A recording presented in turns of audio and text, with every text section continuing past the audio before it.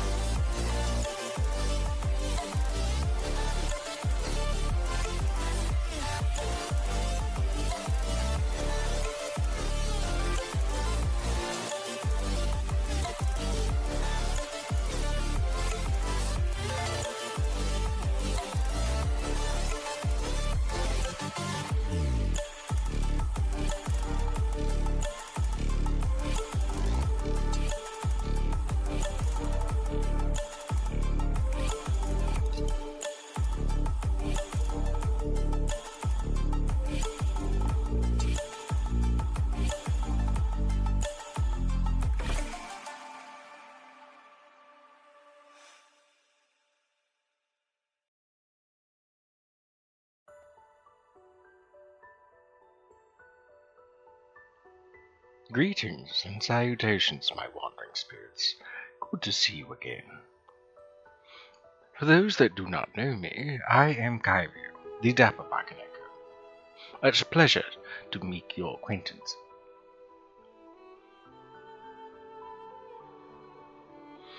And welcome to Surprise Saturdays. What are we streaming today? Come watch and you'll see.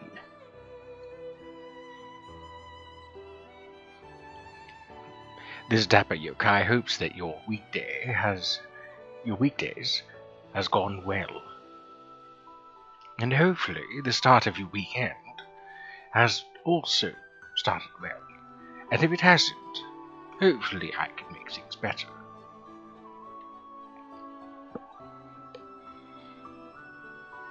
Anywho, also for those who do not know me, I stream on Tuesdays, Thursdays and Saturdays, streaming from 3:30 to 7:30 PM Eastern Standard Time.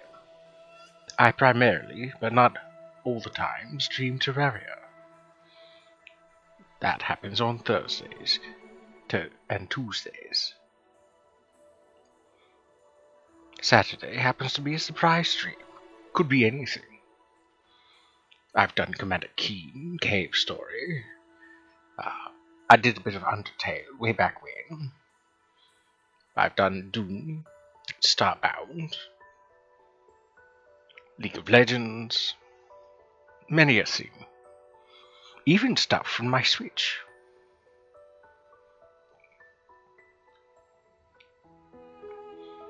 So, I am a safe streamer, and I am a chill streamer. There are those who find me quite relaxing and quite calming to be around. You will also not be judged here. Not for your faith, not for your sexual orientation, or your gender identity, whatever the cause. Whatever might be judged for, you won't be judged for here. Topics are generally quite tame. Though sometimes swearing does happen, but not often, unless I'm in a voice call with Baby Skulls and his friends. With that all aside, let's take a moment to dilly-dally, get our things together. You might want to grab some snacks, some drinks, maybe a blanket or a plushie, maybe a pillow. Something you find soothing, so that you can enjoy yourselves. As I stream for 4 hours, it is best that you get your things now, though I do sometimes take breaks. But we shall take a moment to just get ready, and then we shall get started with what I shall be playing today. I considered many a thing when I spun my wheel of activities to see what I was going to be doing today. I won't say what the activity is today just yet, but do know that it landed squarely between Hero Forge, that I was likely going to be working on making my demonic drow from my Terraria playthrough. Naya, I think that was her name.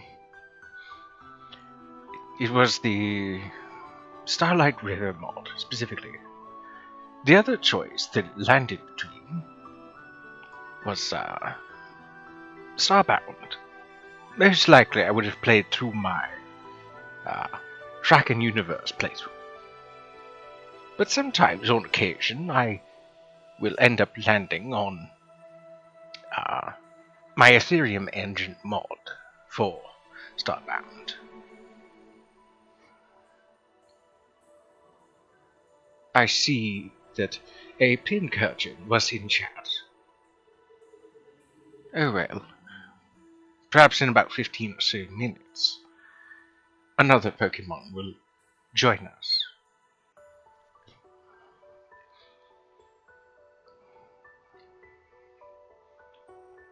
For those wondering, today's background is yesnoif.com, and the music happens to be Ari's new theme from League of Legends. I try to switch things up and make them have the music or the background somehow representative of what I'm going to be playing. But that is not always the case. Sometimes it's a red herring. Herring. Perhaps I should go for some fish after streaming. Anywho, I think we've dilly-dallied quite enough, and we can get started with today's activity.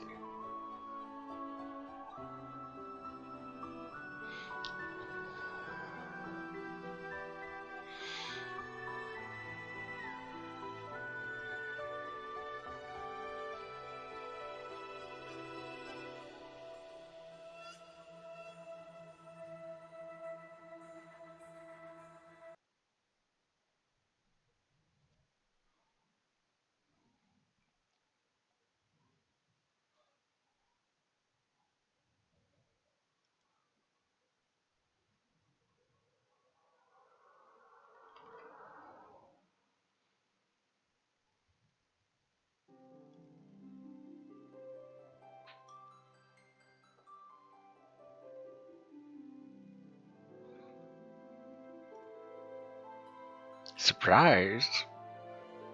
Final Fantasy Online 14. I believe the last time I played this was sometime in June, The wheel of randomosity does not always land on an activity that I've played in quite some time.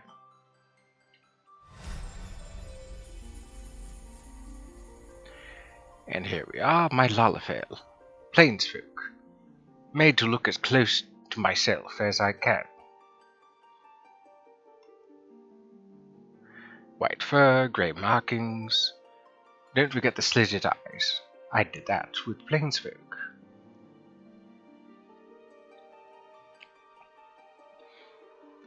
And of course, the character I'll be playing as is, well, Kyvio. I do have another character based off of a playthrough in Oblivion, so I recreated my Khajiit Akri Zbiri. She's a pugilist, because I went through Oblivion with nothing but my paws. It was quite rewarding, quite fun.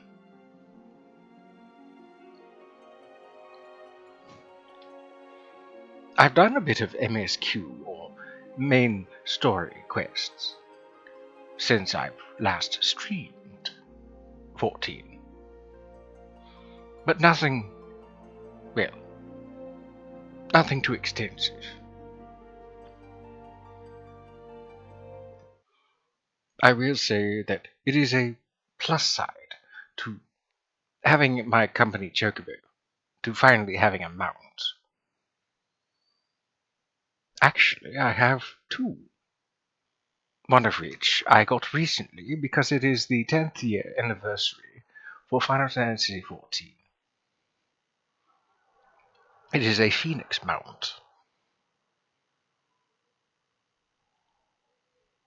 Unfortunately, since I have not beaten a Realm Reborn, I cannot fly yet. But soon, I guess, so long as I keep playing.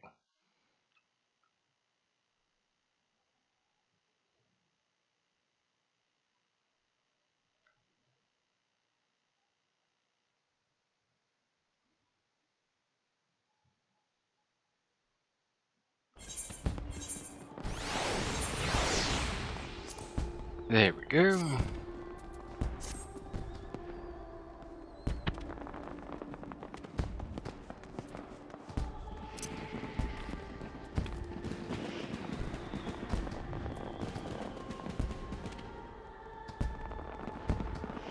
Oh, there's fireworks.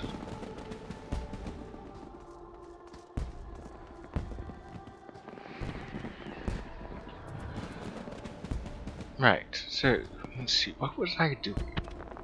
Oh yes, now that I'm level 34, I should go do that quest for Thaumaturge.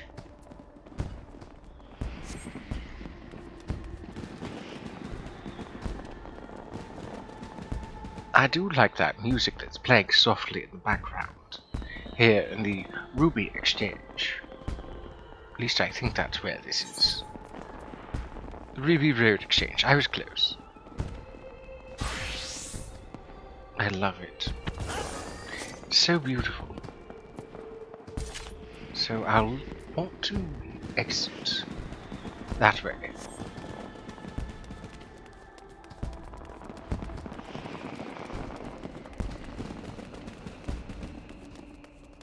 I don't recall if I had my minion last time I played either.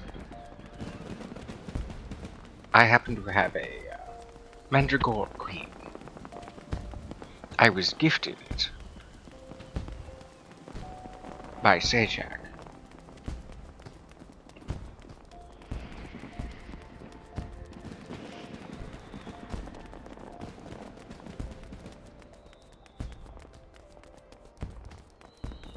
There, now that we're out of the city, I can mount up.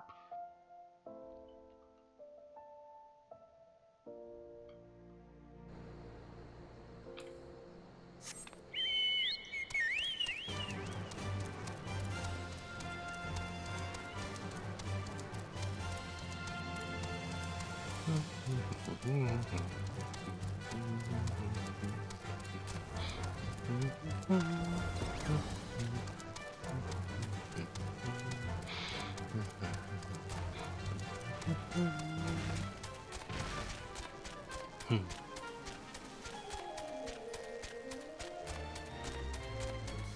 I can't wait until I can fly.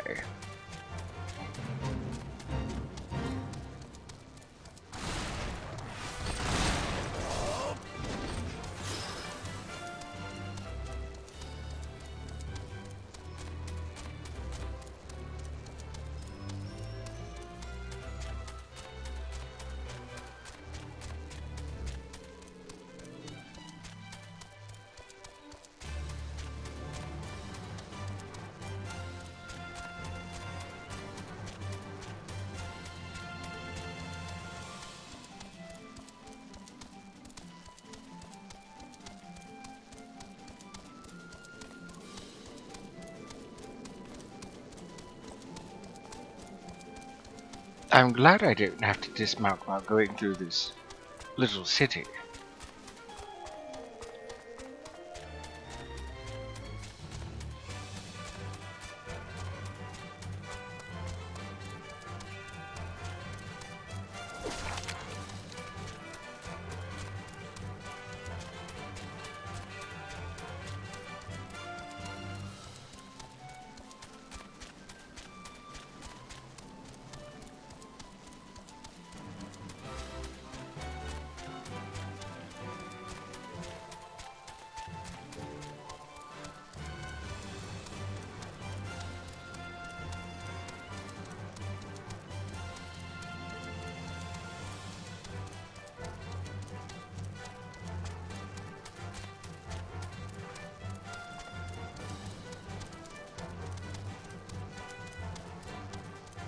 While I could have teleported here, I'd rather save my money. I made a number of expensive purchases quite recently to make my gear a little more up to date.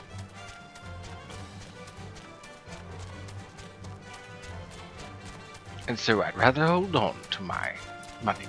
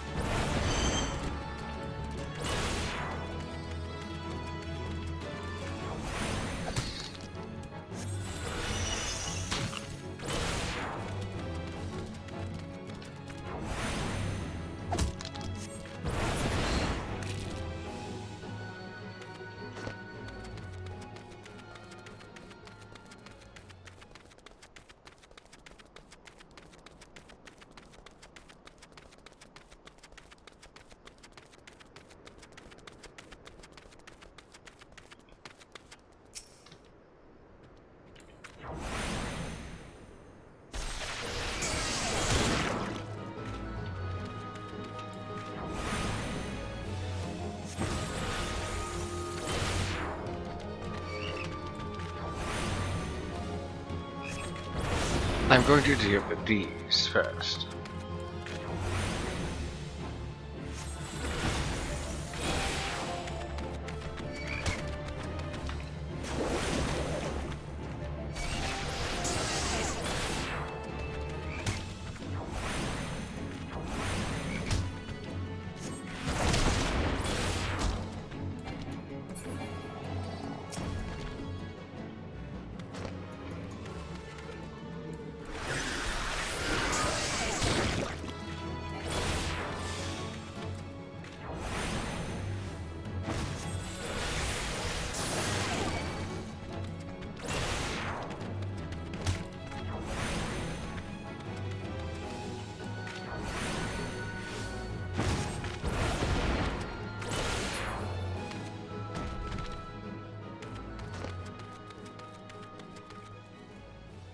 I should have enough healing and mana healing in order to best this quest. I shall approach Mormo first, as we discussed. If the bargaining proceeds smoothly, the Void Saint feast on my proffered mana, then she should soon manifest in her demonic form. Once Mormo is fully present in this realm, that is when you unleash the seething power of the Abyss. Though, after lecturing for so long now on how a thaumaturge should avoid such threats, I yet hold doubts as to whether such direct conflict is the correct path. Gavier, in your experience, what do you consider to be a thaumaturge's greatest strength? Introspection. Yes, indeed. It is perhaps only by looking within that we may find the answers we seek. A Stantler has appeared in the PCG. Hopefully it's caught.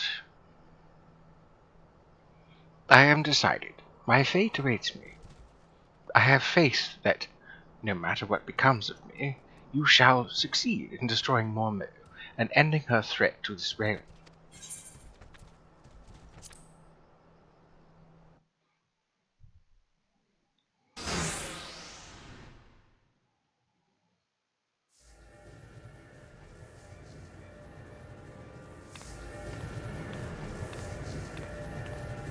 Enough, Mormo. Well, if it isn't the eldest of the cowardly Thaumaturge brothers. I thought you'd be busy whimpering under your bed, wishing that I'd just disappear. I've come to offer you a deal. I know you seek the etheric energy needed to substantiate your true form, but how much time do you intend to waste feeding on these lesser mages? Compared to the stripling sorcerers and their trembling arcane flames, my power is a blazing sun. Would you not prefer to take what I can give you?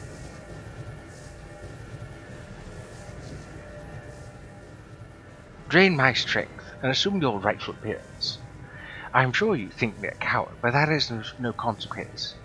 I only wish Kokobushi returned to us unharmed. You are wise to acquiesce, mage.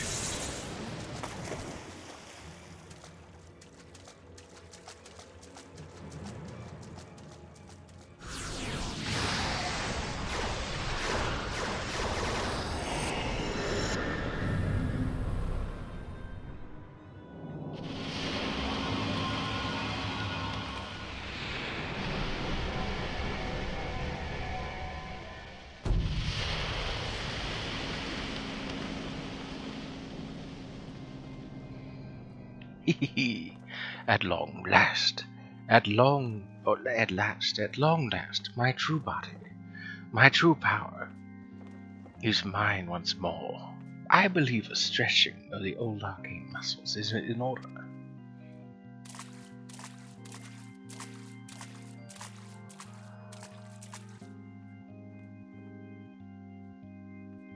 Oh, no you don't, Void Saint. We won't let you leave here alive.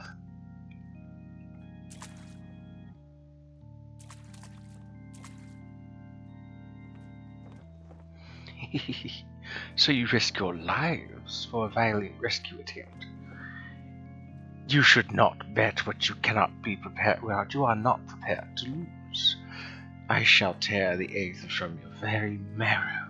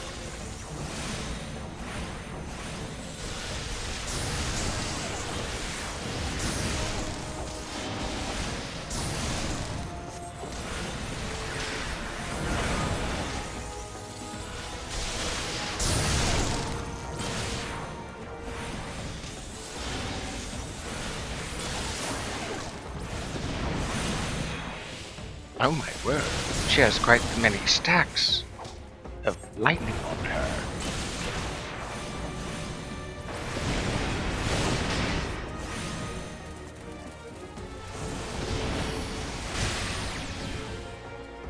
I don't know how that hit me.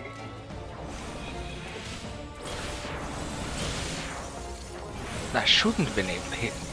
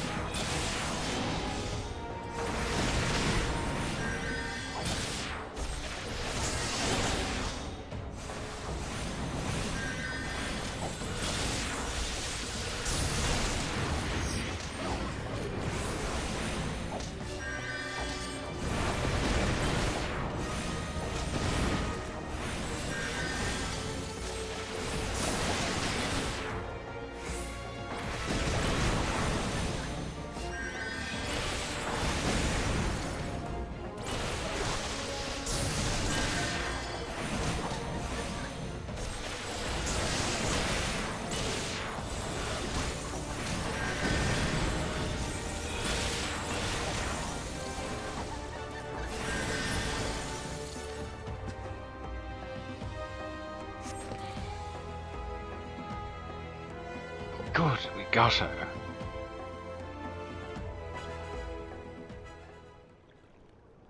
We won? We won! Victory is ours! Kokobushi, Kokobuki, Momo is dead!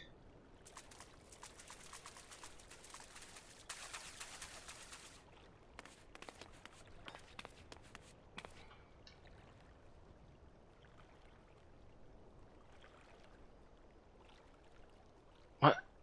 Where am I? Thank thou you're awake, Kokobuki. Kokobushi is returned to us.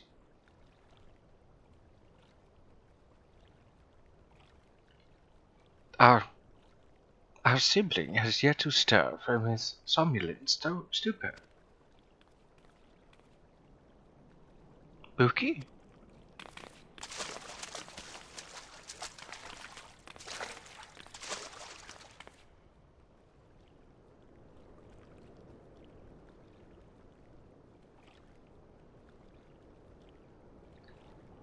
His etheric channels have contracted. They are barely sufficient to sustain the flow of his life force. If we do not increase his capacity for Aether soon, his vitality will drain away completely.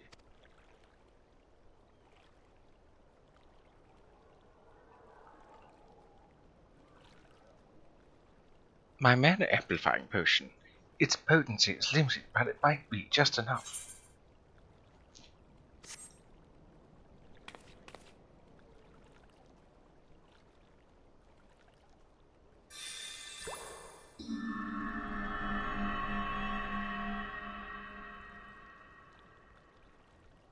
Oh, it was enough. Thank goodness. I see the battle ended, as I expected. You did it, Kokobushi. Your alchemy saved you.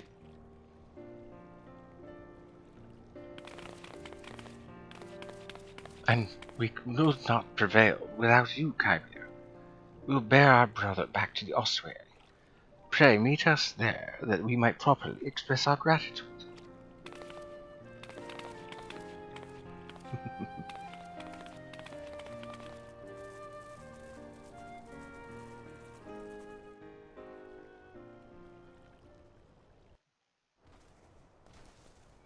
Oh, she was saying stuff all throughout.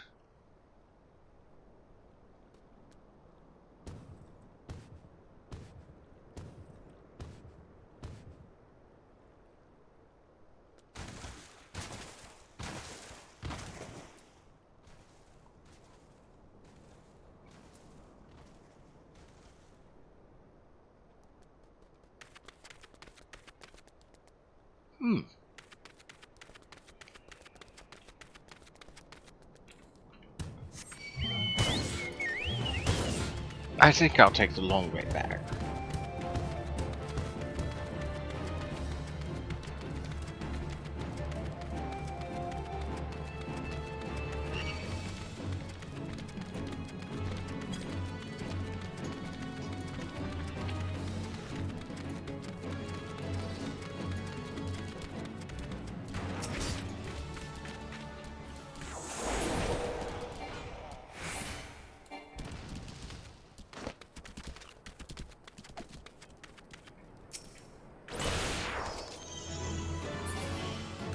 Oh, they didn't need my help at all.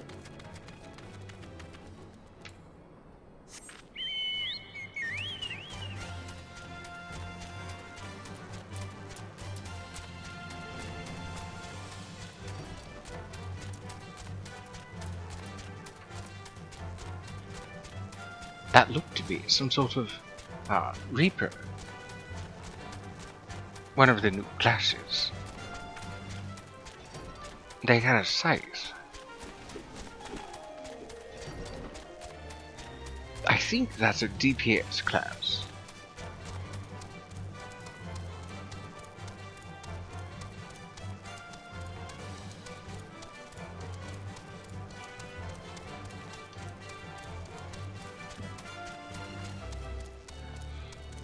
Zajac and Saber, as well as Kit, I believe, have all recommended that I take other classes as well, not just Black Mage. Specifically, Zajac suggested that I grab some sort of healing class and some sort of tank class. I'm not sure how to feel about that, considering that I'm trying to base this off of myself. I'm not really a healer, nor am I somebody who can take hits. I'm simply a dapper Bakaneko, who happens to have a potency for necromancy. But I will heed their advice. It's probably best.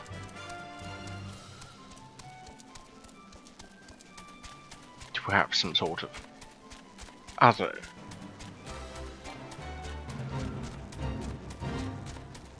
classes under my belt.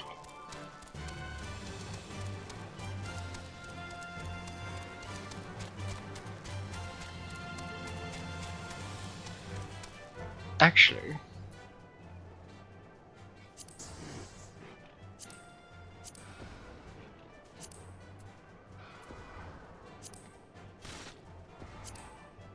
where is it?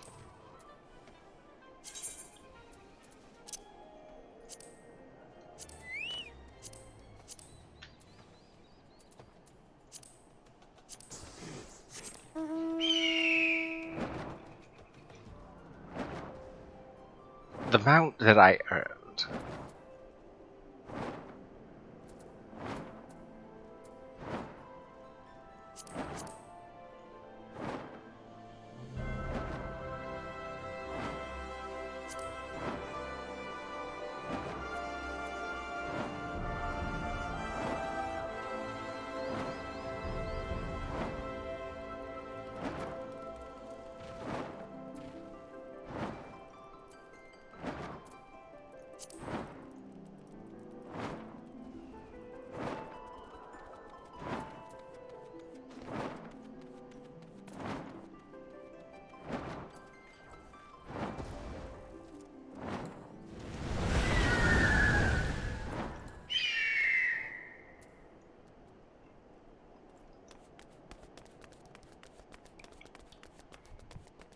Rampardos has appeared in chat. Throw those Pokeballs if you want a fossil.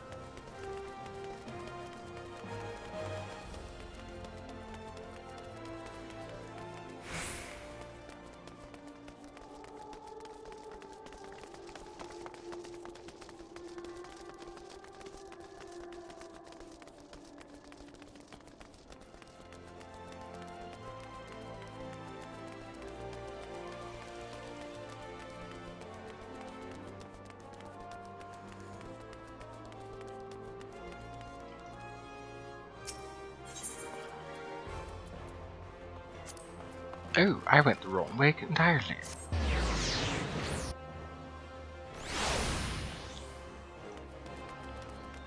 Oops.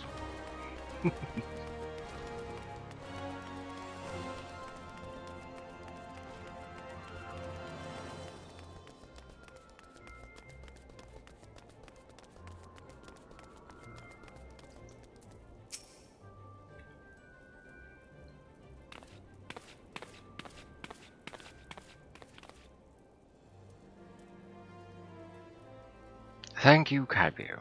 After seeking refuge in the comforting shadows of the abyss for so long, I had lost sight of the blazing glory of which thaumaturgy is capable. The raw power and audience of your audacity of your magecraft has freed my brothers and me from our self-imposed cowardice.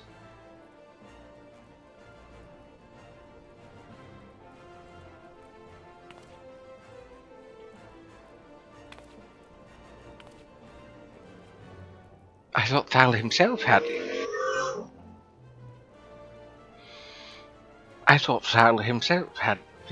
his fingers at my throat. But this sensation of hard-won supremacy is strangely satisfying. As for you, Kokobushi, you are our brother and our respected colleague. I hope you never again underestimate your precious power you wield. Kaibio, you have exceeded all my expectations. In recognition of your outstanding growth as a thaumaturge, I shall impart to you one of the Guild's most closely guarded techniques. Manor Ward, the defensive weaving of energies that blunts the force of any attack made against you. I am sure you can understand why we do not teach this secret to every stray hedge wizard who chooses to join our ranks. Oh, the Rampardos has escaped. Now that you have experienced the deadliest threats and the joy that comes with their obliteration, I am certain you are eager to explore just how deep you might descend into the chasm of thaumaturgy. May your struggles bring wisdom, and your wisdom bring courage. I, for one, look forward to hearing of your future thaumaturgical endeavors.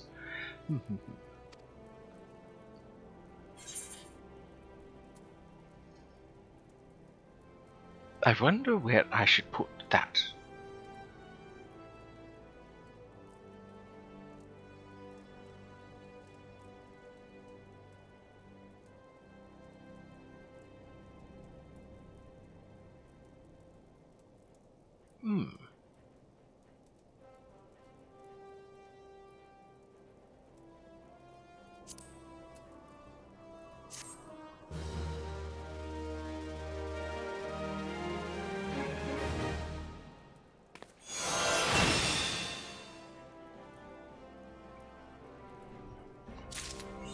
Huzzah!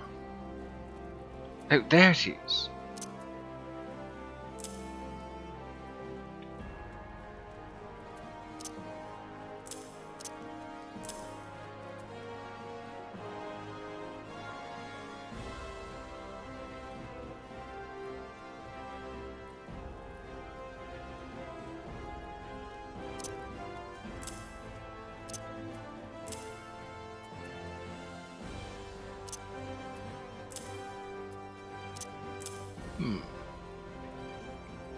I think that'll do.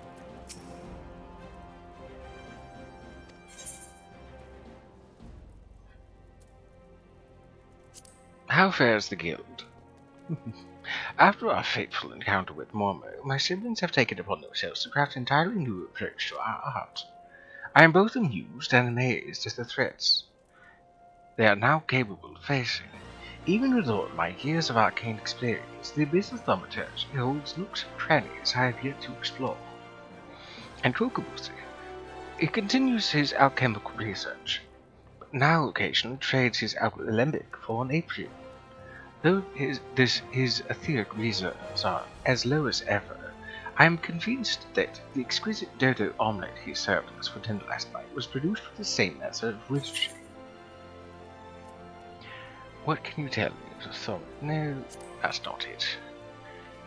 Where do I become a black mage? That's my question. Oh, right. Let's take a look at this new,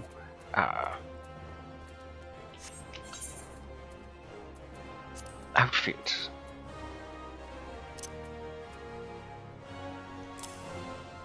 Oh, that's actually quite fetching.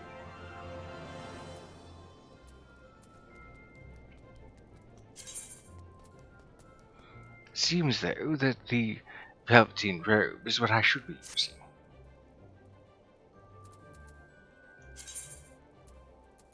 Let's use this.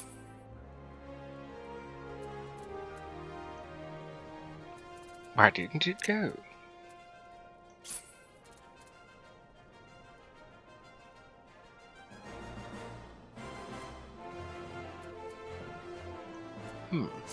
I guess I'll have to do that somewhere else.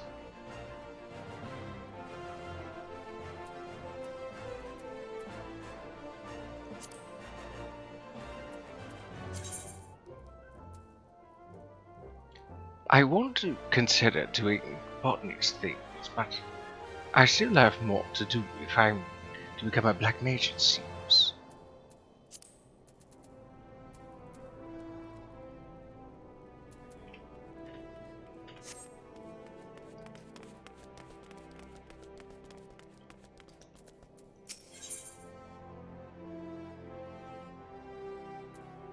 Erasmus of the Thaumaturgist Guild is preoccupied with his studies.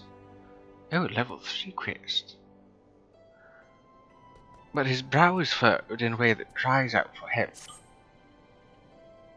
I am Erasmus of the Order of Nautau.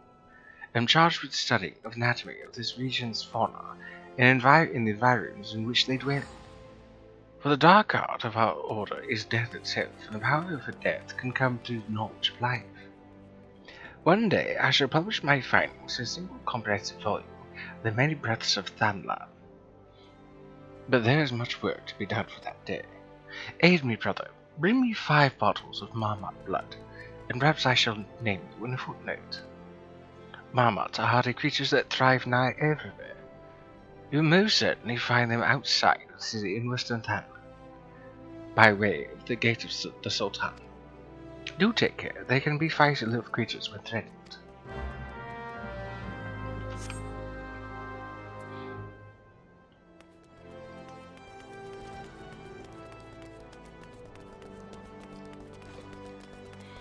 I think you are mistaken, Erasmus. I'm a feisty little creature.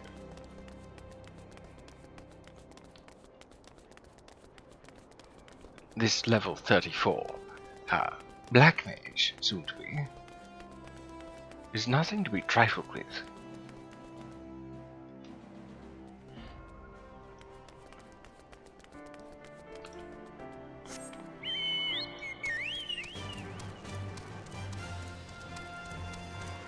Oh, there's a marmot.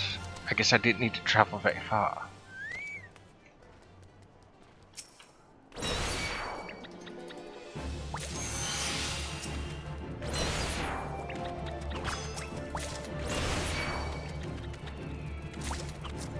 Perhaps you all could just gather round.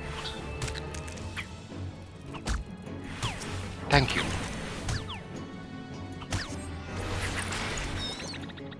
Thank you. Is there another Marmot around here?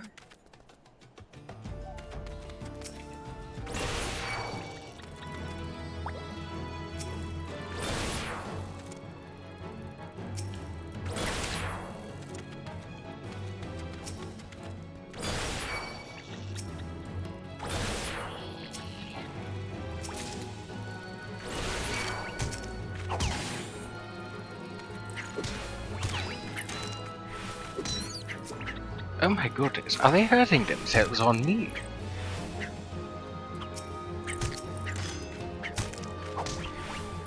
They are hurting themselves on me. I see.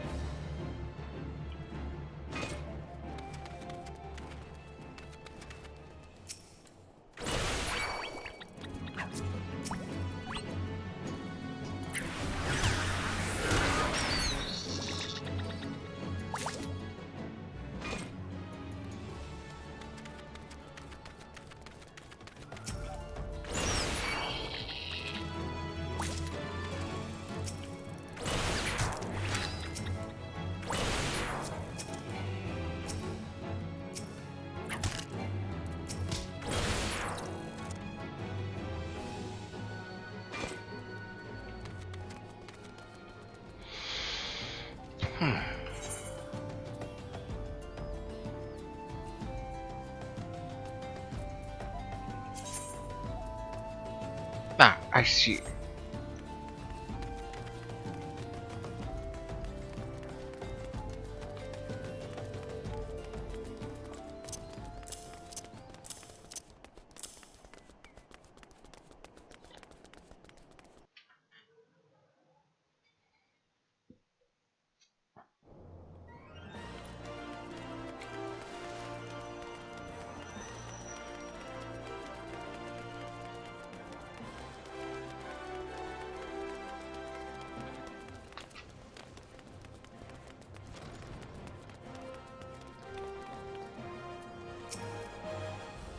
The blood, have you rotted? Yes, this shall serve nicely. By virtue of your toil, I am one step closer to publishing many breaths of Sandland. Thank you. Take this as recompense. Go now, and may the traders smile upon you.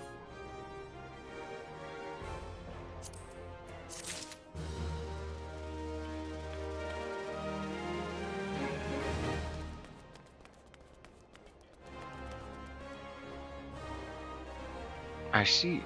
People are praying. So where do I become a black mage? Hello, FM Ghost. It has been a while. A pleasure to have you around again. You caught me playing Final Fantasy XIV.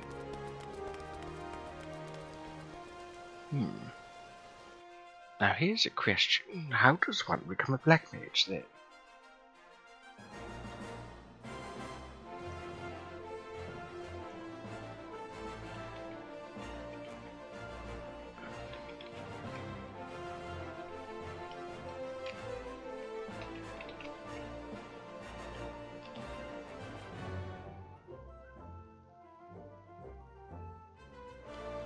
Oh, in order to unlock Black Mage, you must first complete the level 30 Thaumaturge class quest facing your demons, as well as the level 20 main scenario quest, Self-Management. Following this, the quest Taking the Black will be available from Yayake in Ultar, Steps of Nald. 7-3-12. I see. So, time for some MSQ then. Oh, a love disc has appeared. If anybody would want to catch the heart-shaped fish, now's the time to do so.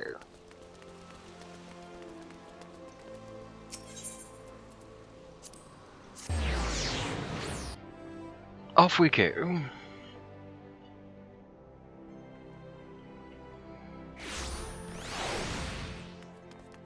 To New Gridania.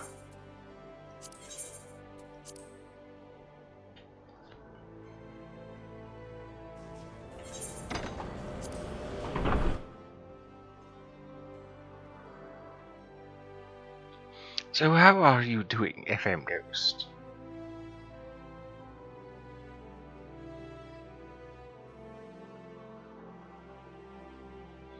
I trust you've been doing well.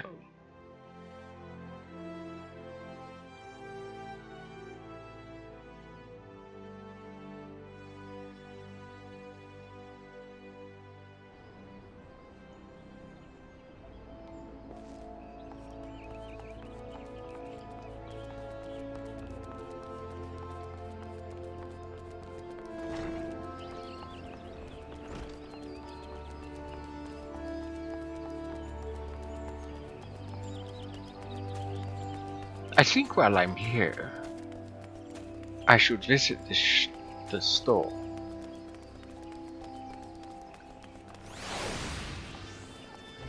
I do have some things to sell.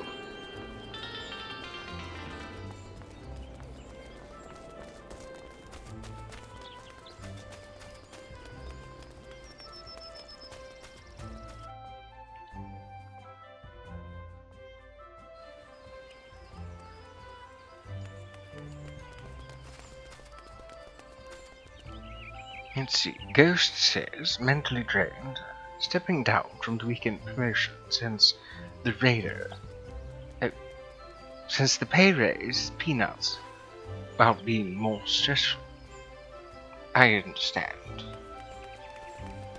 It is unfortunate that your worth is not valued as much. I think you're smart to do that, to step down. It's not always the best case scenario, but sometimes it is. I've sometimes suggested the same thing to other friends of mine. Now there should be... I do need to also fix my things. Maybe that's in here. I don't quite know much about.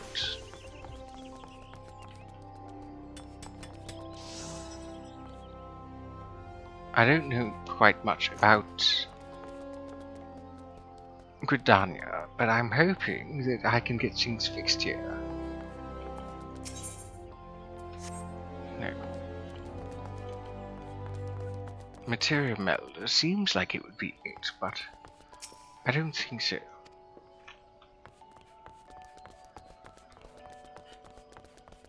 I will miss saving lives though, Ghost continues. It's quite admirable. It's not always an easy thing, mentally.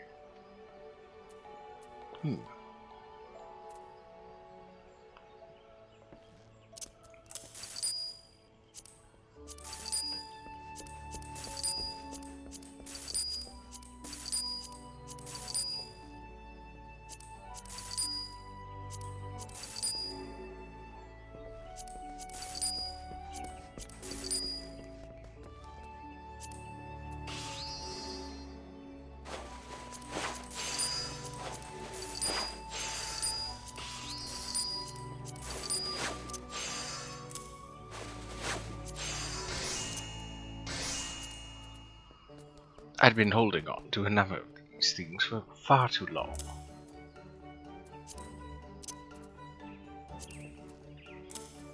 So I might as well sell some of the others. Though, I can't quite think of where I'm going to be using any of these dyes. Eventually.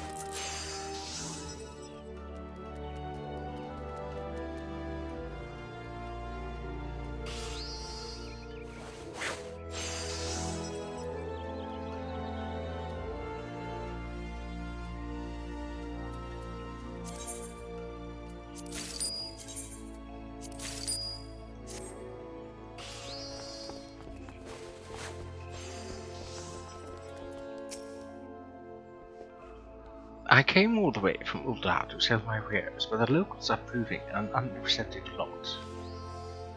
Why, it's as if they're adverse to novelty, to change and progress. I'm going to need a new approach if I'm to make any coin here. Or perhaps an old one.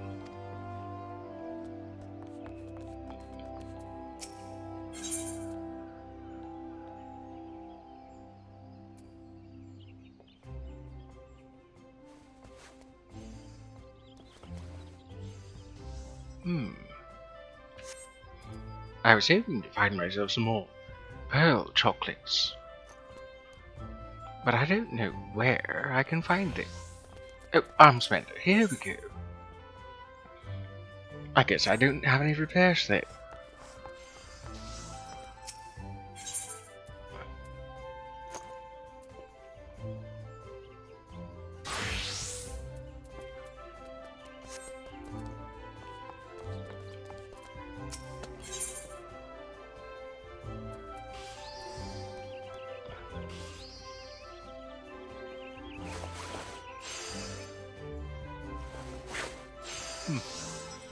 I see.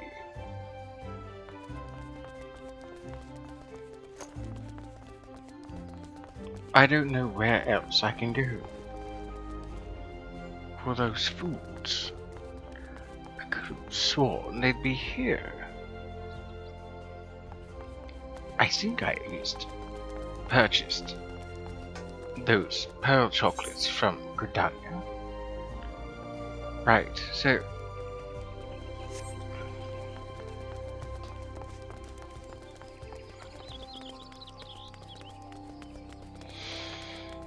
back to New Gridania.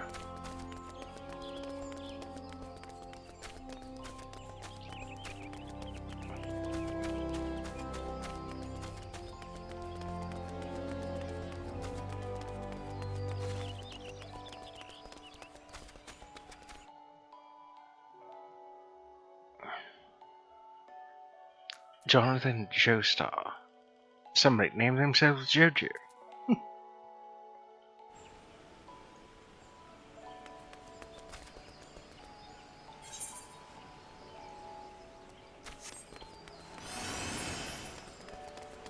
So I need to go over here then, alright?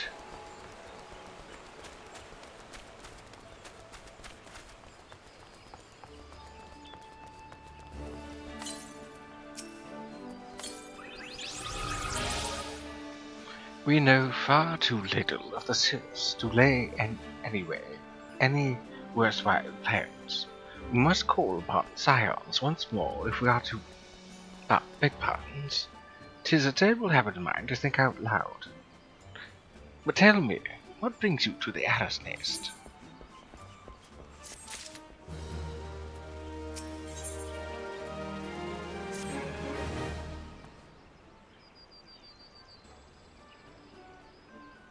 Hail, adventurer, I bid you welcome to the Adder's Nest. Do you seek to entwine your destiny with the Twin Adder?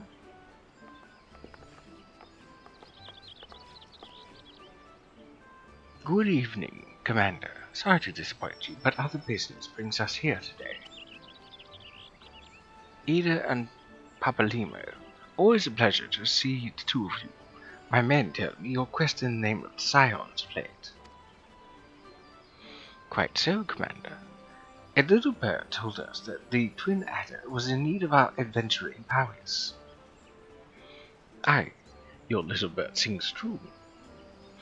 I doubt you've heard that we're investigating. No doubt you're investigating the Sylphs. That curious beast tribe that calls the depths of the 12-foot home. The Sylphs are, for the most part, a peaceable bunch, much to the delight of the elder Seedseer, who has no desire to see her people embroiled in yet another fruitless war. The Twin Adder is of the same mind, and 'tis precisely for this reason that the Sylph's relation to the primal Ramu has raised a flag of warning amongst our ranks.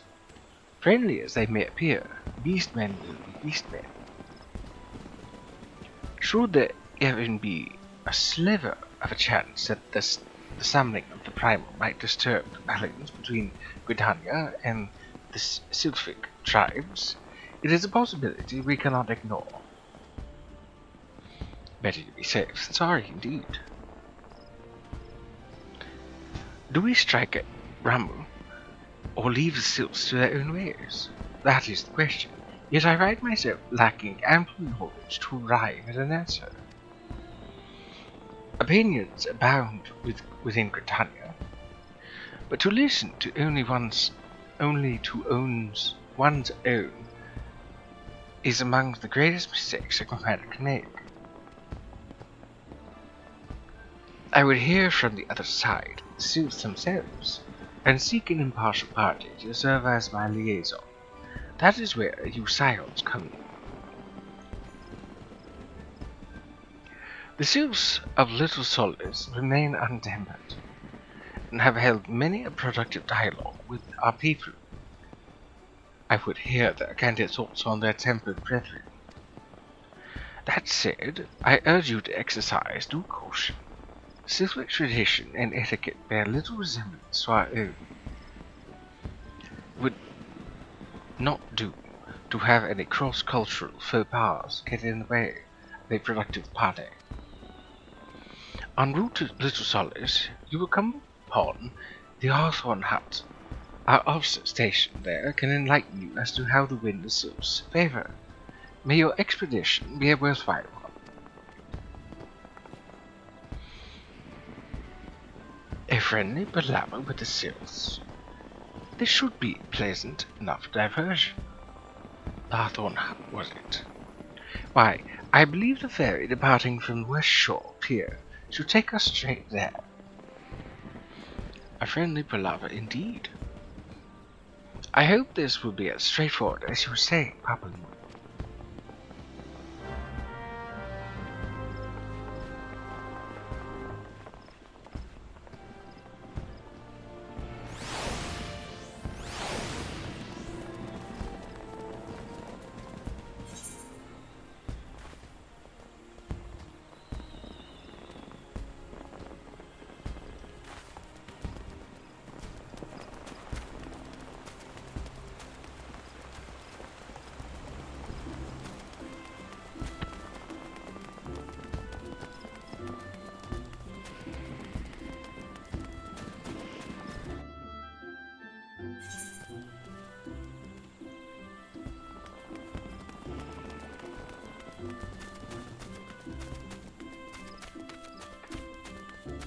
Oh, and back to the merchant's area we go.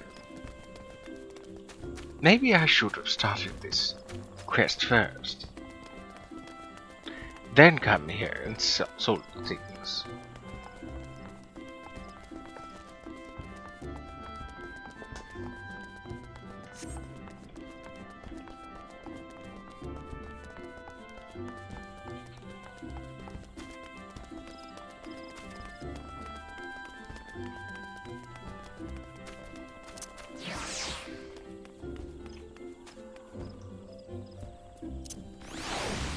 Oh, I unsummoned it. I just couldn't see it.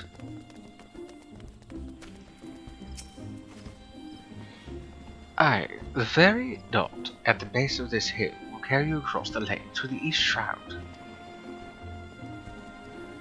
Once you're ashore, head due east and you should find the Hawthorne Hut without much trouble.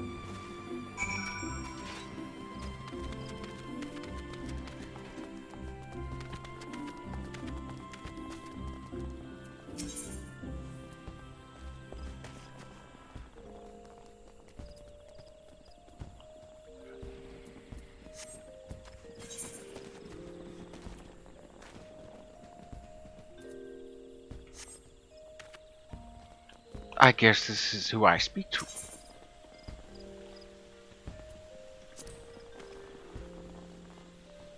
I happen to be heading across the lake to Sweet Bloom Pier, in the East Shroud.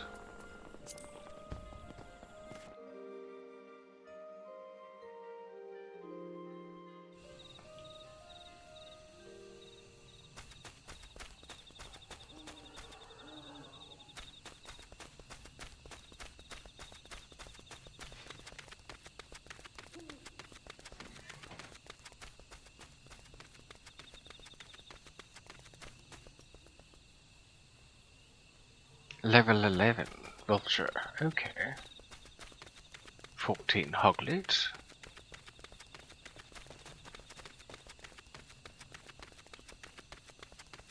I see. Oh.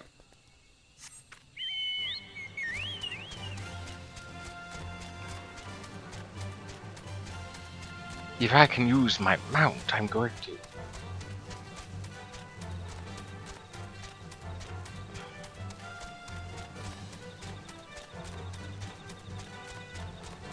I'm so glad I don't have to worry about sprinting anymore. At least to get to certain places.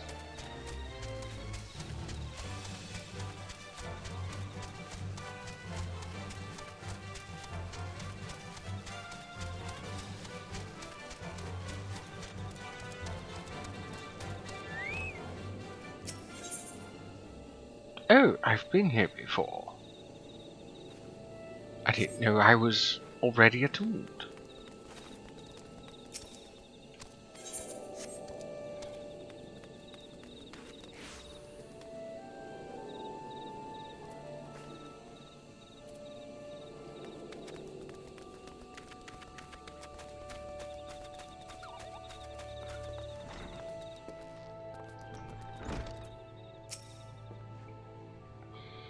Indeed, I am Ameline of the Twin Adder. I understand you are here to learn of the Sips, yes? For all their whimsy, they are a wary lot, particularly since the Empire has come to Shroud. Earn their trust, however, and they're as friendly as any folk. They have their quirks, but so do we all, no? Would you know more? You do well to speak with the master of this hut, Rolf. He's forgotten more about the Sips than I'll ever know.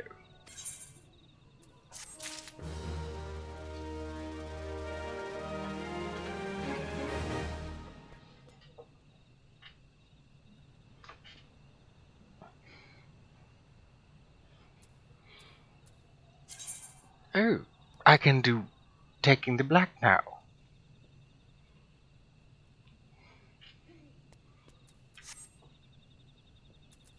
I'll come back to this.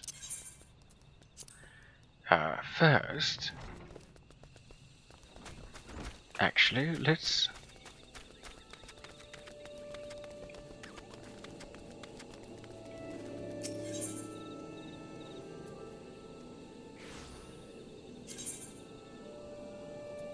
Oh, I see.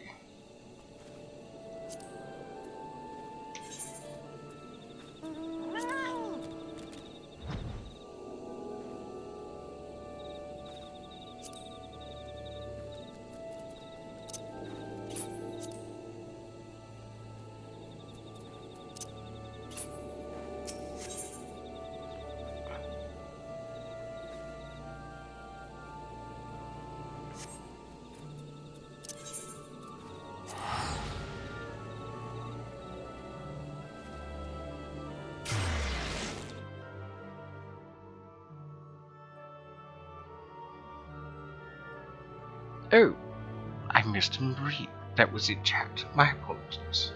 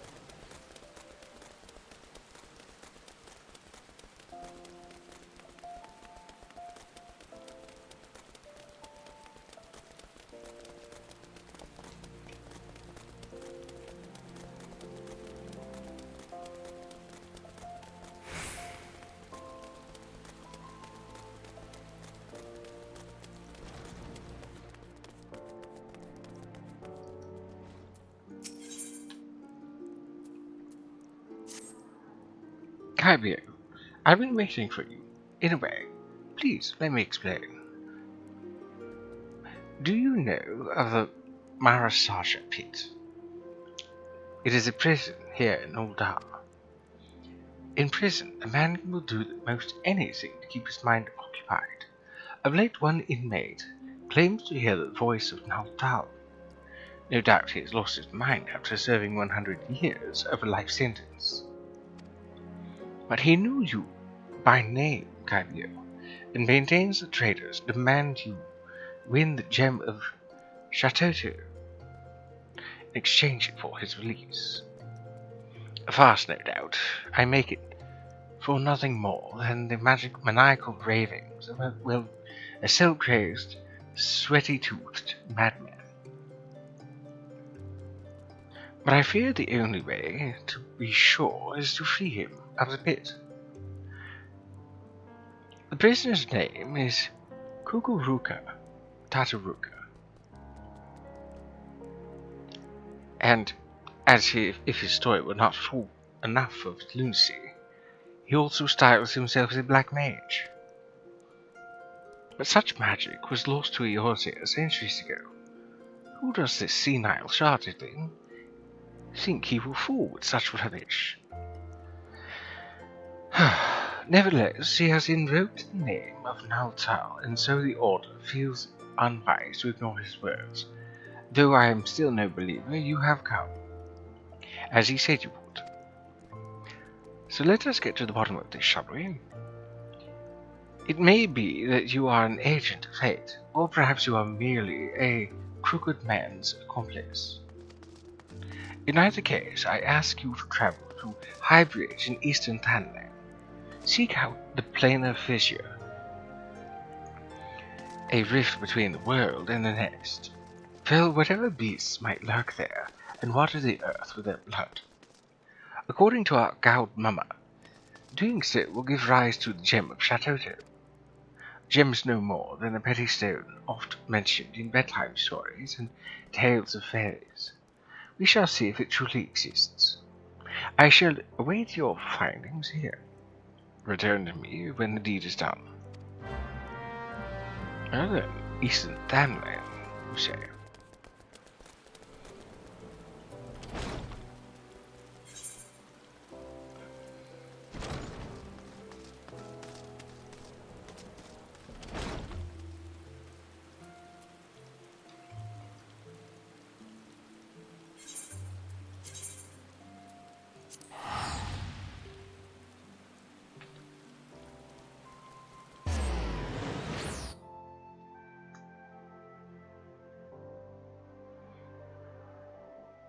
So that's how it's used. I see.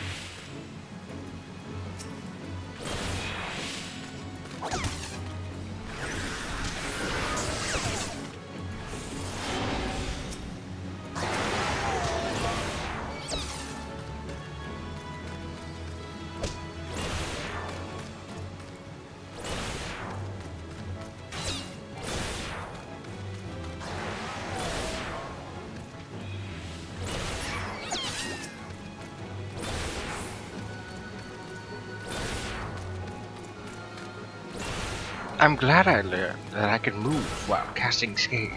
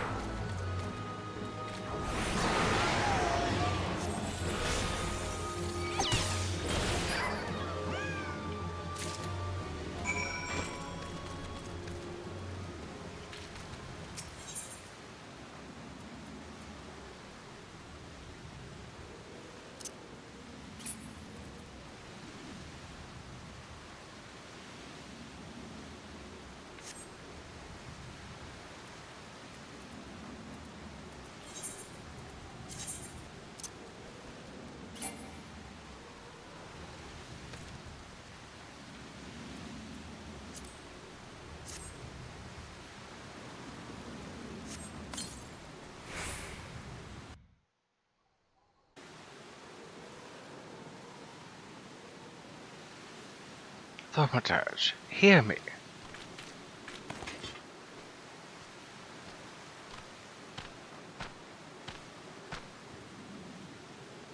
Put up your weapon, friend. Cosmic charm means you no harm.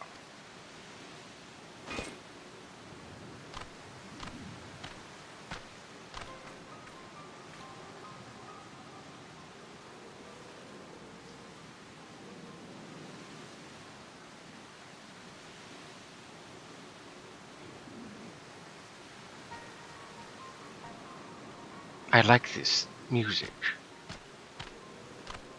It's intriguing.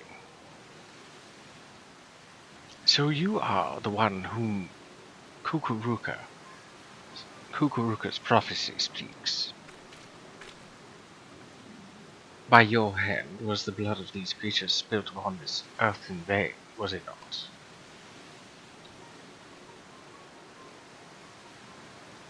Then you have earned this gem of Shatterton.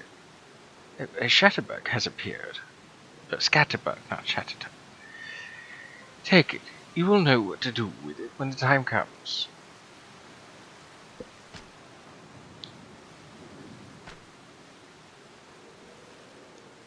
With this, my part is done. Farewell for now.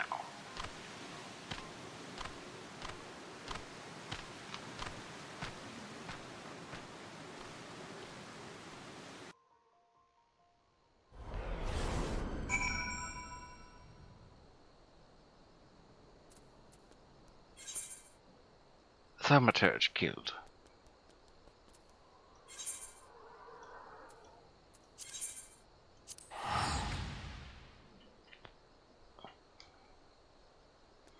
I've been wanting to be a black mage for quite some time, so you'll likely understand if this dapper yokai expedites things.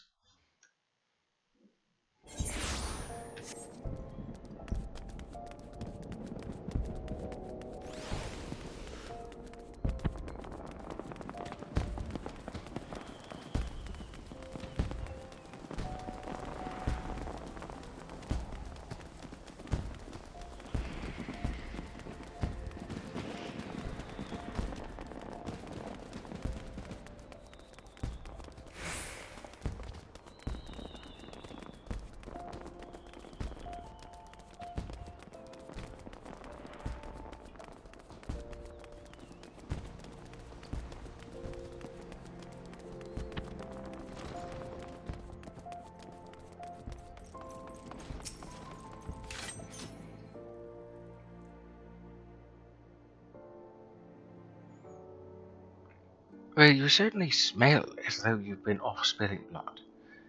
But it will take more than a waft of foulness to convince me you are an agent of divine will. I take it yours was an eventful journey.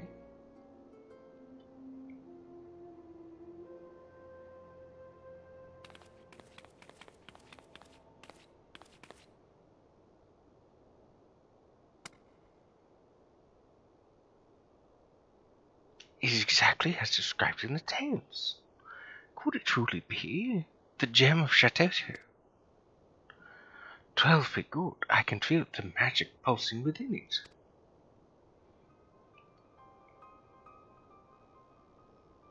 The tales tell that only souls blessed with the grace of Natal are entrusted with the keeping of the gem. This is beyond mere coincidence. I must investigate further. And you must assist me, Kyvia. This now involves you as much as any other. Still, I cannot shake my inner skeptic. If Kukuruka somehow made contact with the outside world, he may be manipulating adventurers such as yourself for ends yet unknown to us. I will call an emergency council of the Order. Please wait here.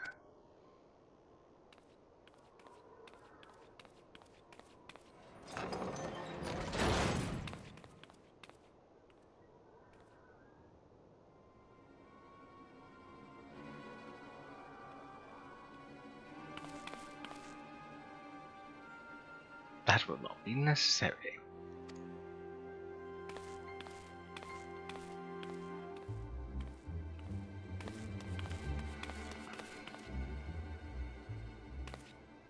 Kukuruka, what are you doing here? How have you escaped a pit? Watch your tongue, you insolent fool. The Master has passed a century in meditation communing with Nalsal. You will address him with the proper respect. The Growlers at the Barasalas pit are very different from the heretics of your order. Suffice it to say, they had wisdom enough to listen.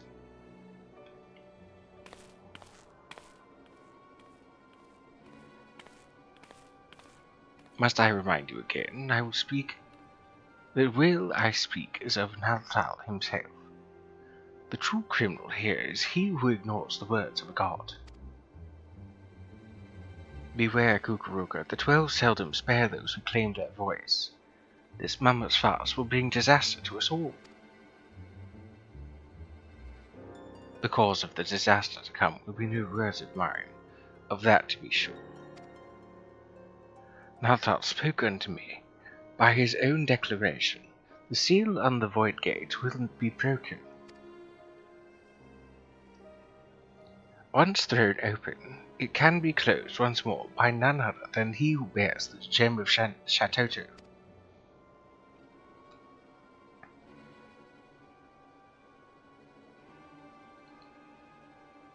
I speak of you, Kyvia.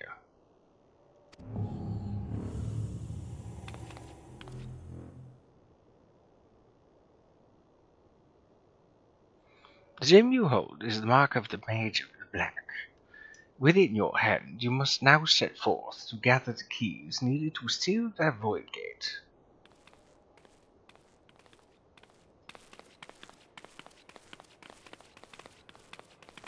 Wait, you can't. I mean, you don't have the right to. I can't just let this happen. Silence, you hollow-pated prig. Those who do not listen shall not be heard. I want to have that same look, to have that same blackened, shadowy face with the piercing eyes, like the black mages of old. You take for yourself the title of thaumaturge, so I will not suffer you to claim ignorance. You know as well as any of the existence of another world rife with shadow and monstrosity, the void. The power of the void waxes, the barrier between it and our own world wanes. Eventually that barrier will falter, and the void gate will open. What it has, only the black magic of Eld can reseal it. This is sacrilege. As one who now commands the forces of destruction, I bid you go forth, Black Mage. The gem of Shatoto is our sigil, the mark of the Magi, devoted to the true dark art. In it, you already possess the first key required to see the void gate sealed. You have taken the black. Time is needed before the black takes you, before it permeates mind and body, the colors of every fiber of your being dark as pitch. Visit Milvaneth Sacrarium and hear the words of Lalai.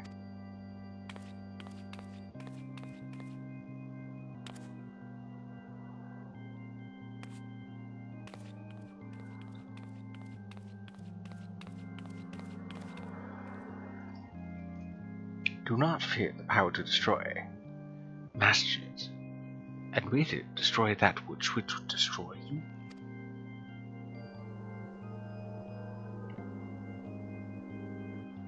It's quite the power that Kukuruka had.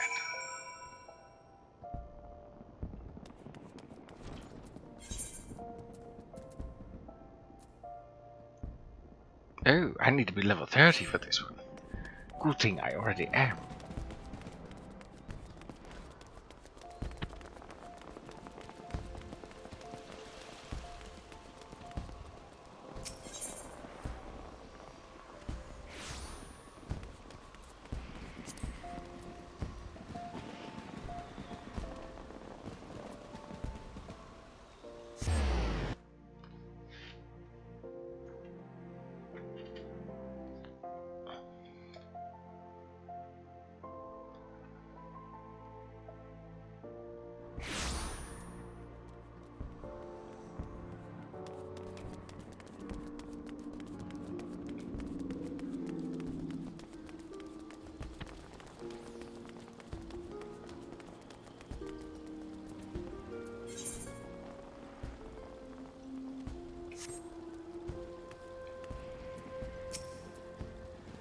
Master is meditating in his chambers, for Naltal always speaks, and Master must listen. He has entrusted me with guiding you on your path. But you must walk alone yet. Come again when the black has grown stronger within you. Manor font.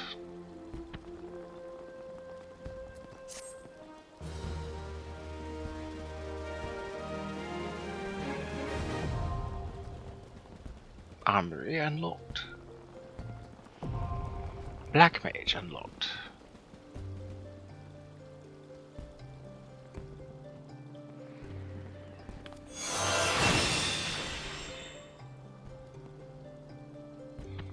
The next Black Mage quest will be available from Lalai upon reaching level 35. So, in one level.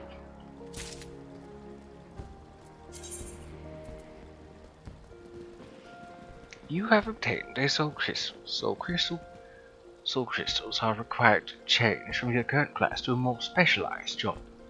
Each job has its own crystal and arms which can be equipped with the armory chest.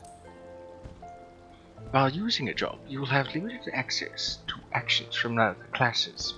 You will, however, have access to new job-specific actions. Job levels coincide with those of the base class. When a job level rises, so too does the level of the base class, and vice versa. Jobs that do not have a base class, however, will start from the level required to unlock them, and their level can be raised independently of other classes and jobs.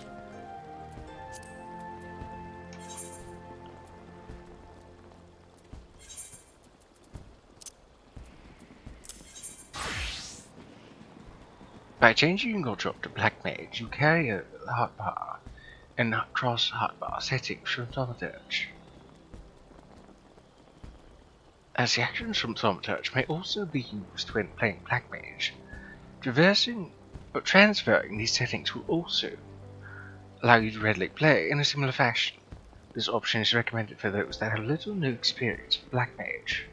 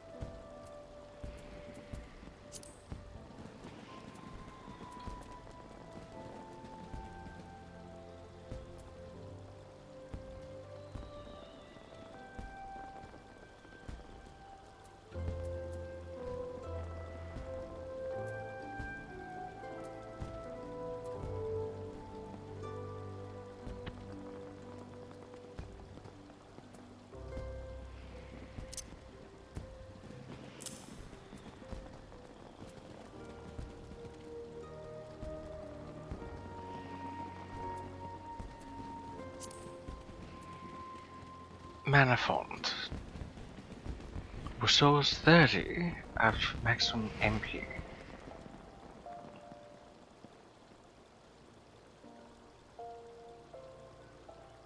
Honestly, it's better than this. But both are quite important.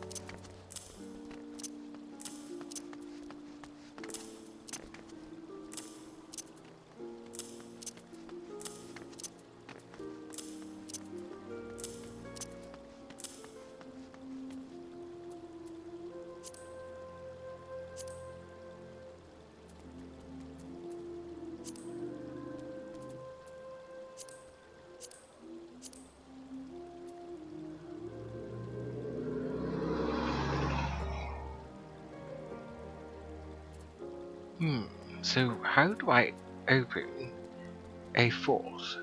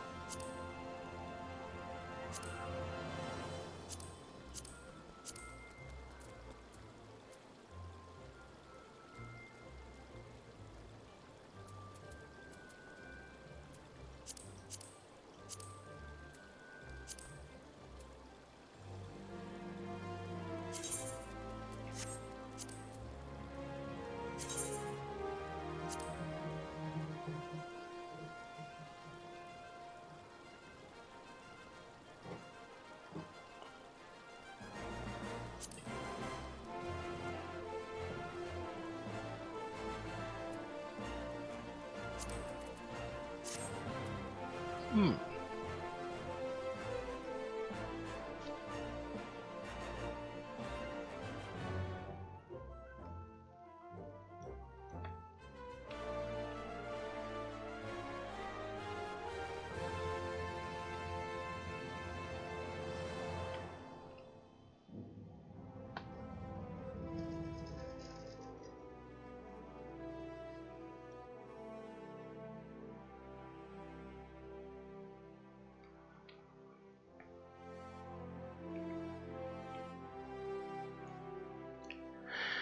Let's see, I need to go to HUD layout, hotbar, select the hotbar I want to add my screen, select gear and tick the box. I see, okay.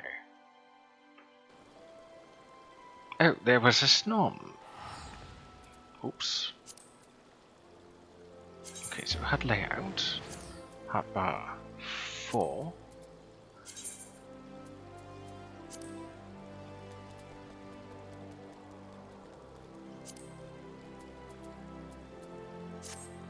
There we go.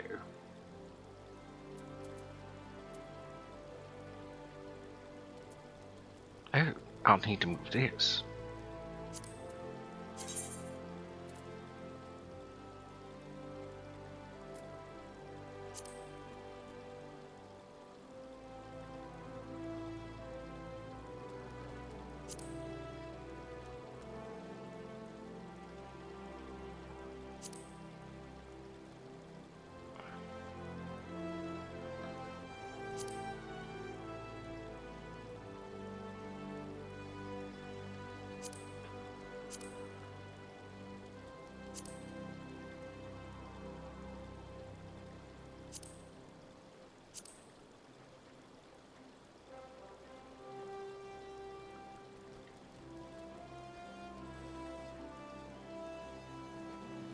That should do the trick.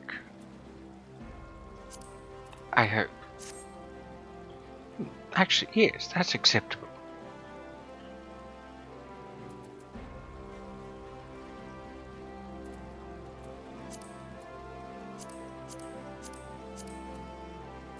I wonder why it has that box around it.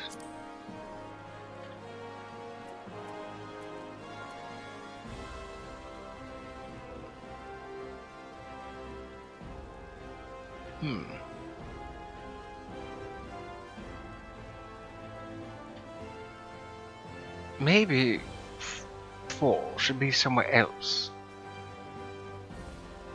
Because it does take up some of my spacing.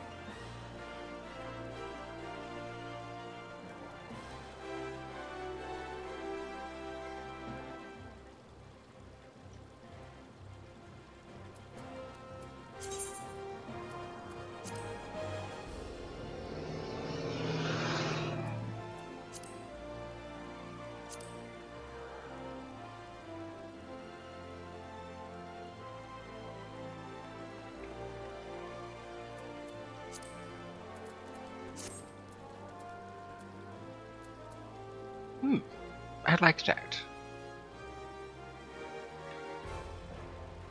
Social things. Though technically, I suppose that should still be over there.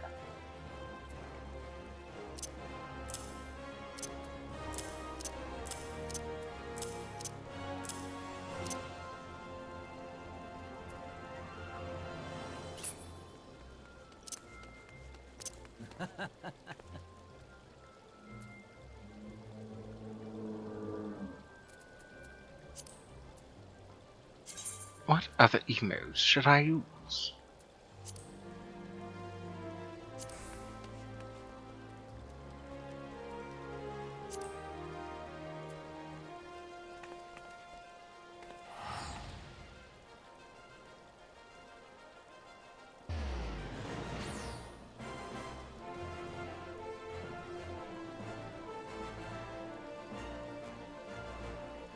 Oh yes, the flame salute. That will do.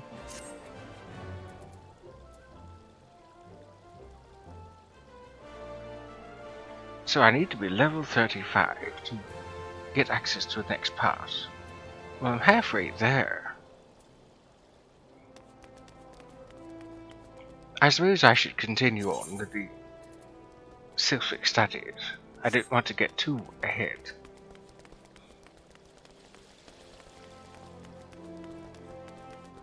Or do I?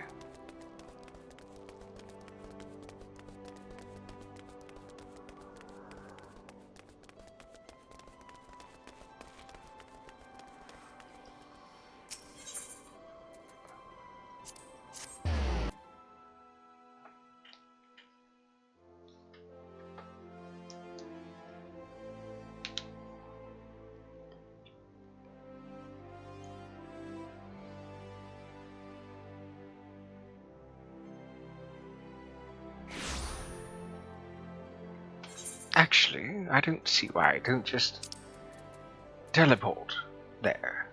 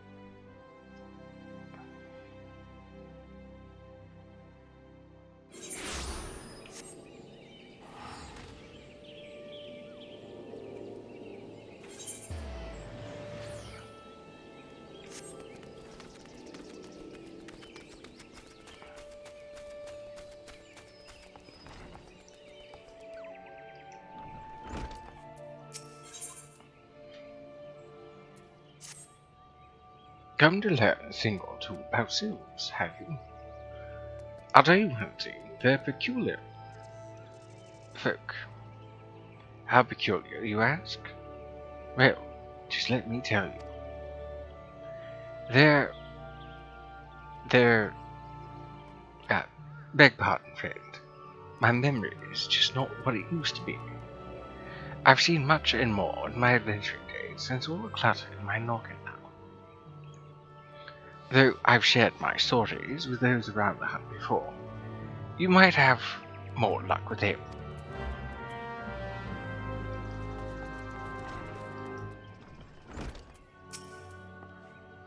The sylphs.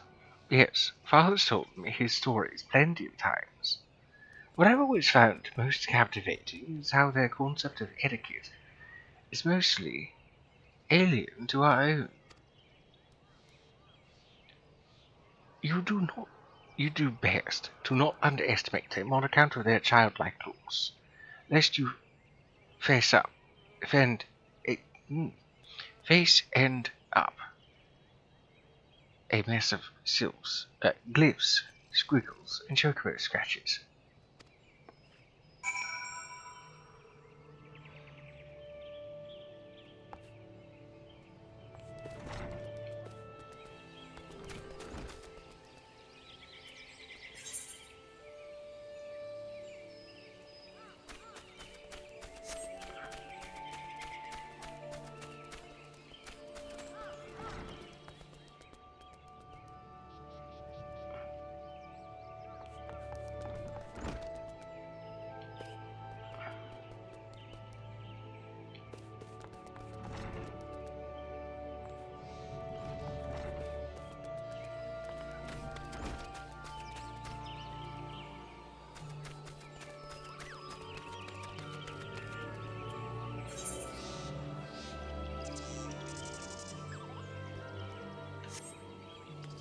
Oh, there they are. The quickest way to a quiver woman's heart might be her stomach, but don't even think of trying to foist your foodstuffs on sylph. They sustain themselves simply by behaving in the sun. Or Rolf, or so Rolf once told me.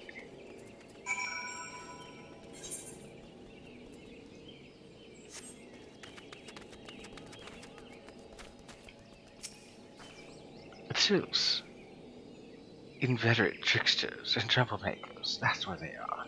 One day they're drawing multiple faces on our masks. The next they're sending our young sentries falling to the bottom of a ravine. Tell them to stop and they just laugh at you. Rolf claims they harbor no ill will, but I dare say such pranks are no laughing matter.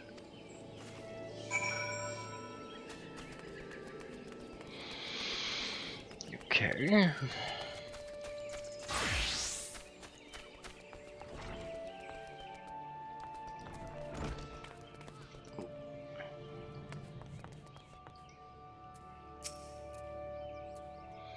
Ah, of course. Hearing your stories, well, my stories, have brought the memories flooding back to me. I feel like dancing.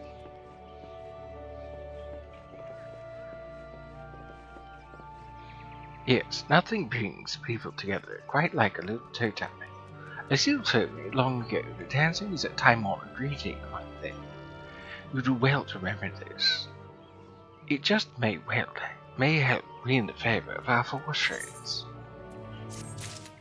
Well, thankfully, I have a dance. But I should likely have the other dance available. Of course, where to put it is the question.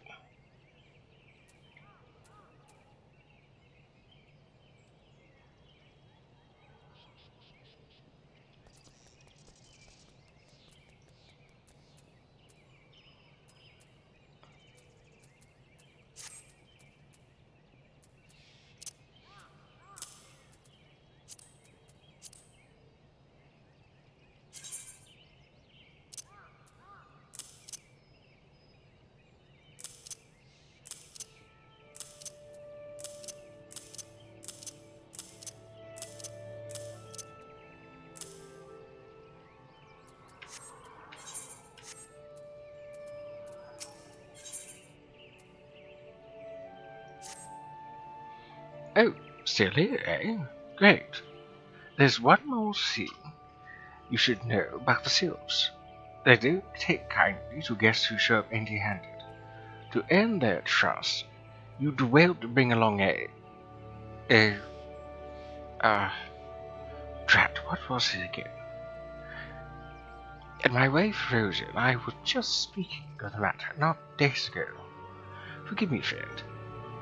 Speak to Rosa at the home. Her memory should prove more reliable than mine own.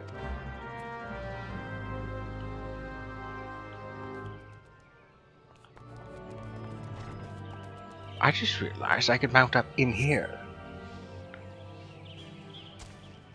It would be rather rude. But I could.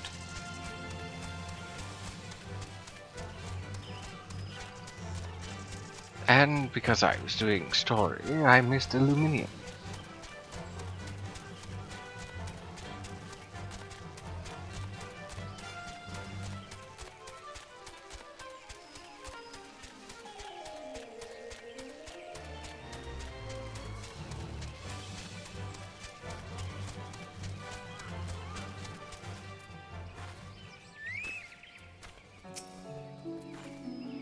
A peace offering for the Sylphs. But anyone else, I'd recommend a jar of honey. But I fear that wouldn't get you past that front doorstep, dear. No, their tastes run more to the unusual. Are you perchance familiar with milkroot? It's what we call the root of that most fiendish seedkin, the ochu. When chewed, it exudes a cloudy liquid that's said to induce curious visions in the imbiber. You'd not catch me dead trying the stuff, but the Sylphs seem to enjoy it to no end. I've not seen an ochu round a home in quite some time, but I did encounter a suspicious clump of grass the other day, ready to stimulate it somehow with some of this amber syrup, for example. You'll be able to surprise what comes out. Good luck.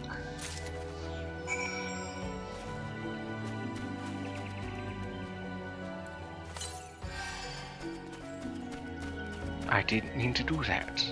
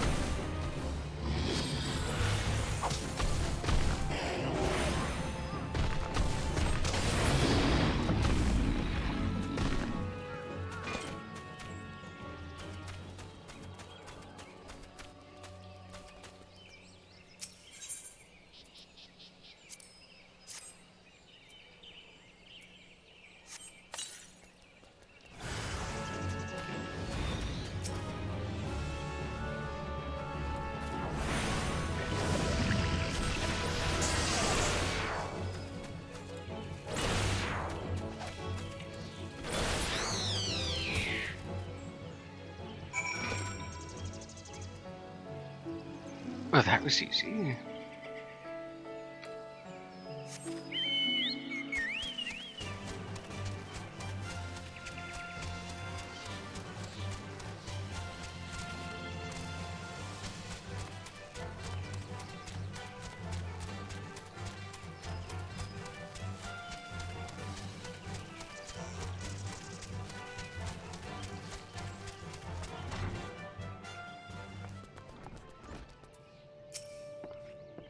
Ah, you're back. Was my wife able to direct to a suitable offering?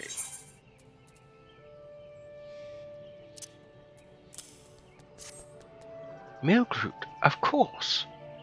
Those sylphs quaff that cloudy stuff as quick as I do a flagon of mead. The effect's just about the same as well.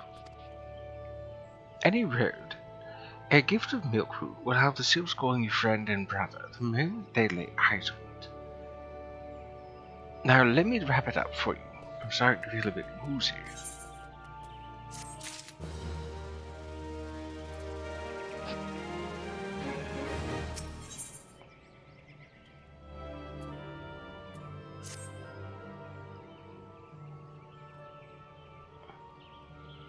I've taken the liberty of wrapping your milkroot well and good.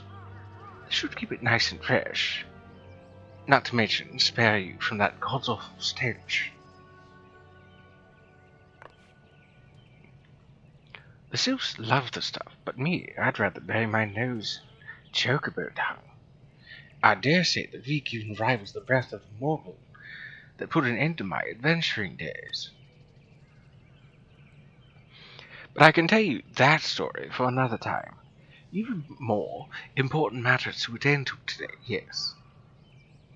The sylphs are an eccentric bunch, but I've shared their company enough to know that they are kind at heart. They'll not shun one whose intentions are true. May your parley be a fruitful one, friend, and do stop by on your return. There's a flagon of full-flower mead with your name on it, if you would regale me with your adventuring tales. Ah, and before I forget, don't go to praising off just yet. Emlane here would like to have a word with you. Travel in safety, friend, and do pass along my regards to the winged ones.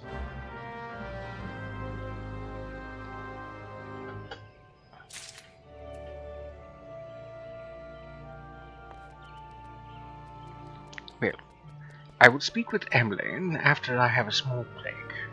It's been about 2 hours, so I recommend, straightening your backs, grabbing some snacks.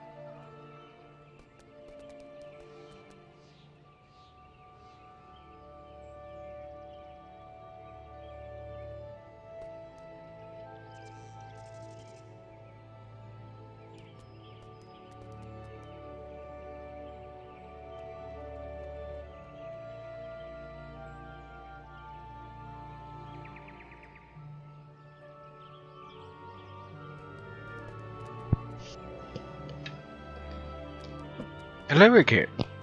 I'm back from my break, and I hope that other people are back from their break too. Oh, hello, Reed. Unfortunately, howdy is not one of my commands. But nonetheless, howdy.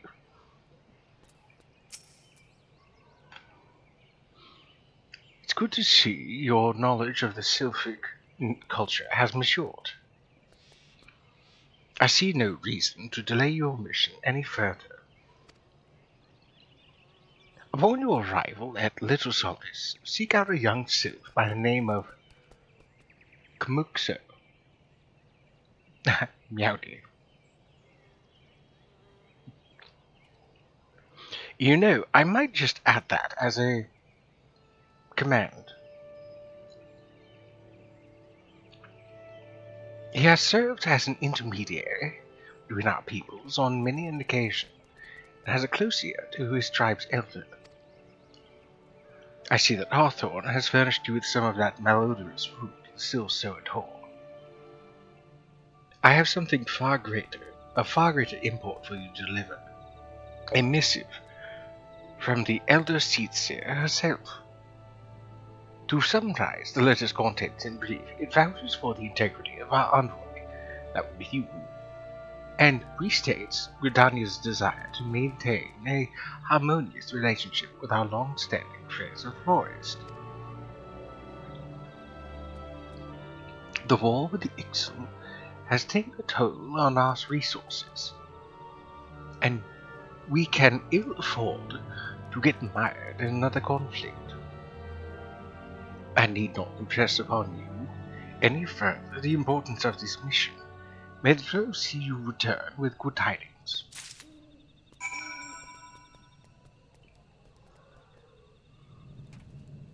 Right, onward.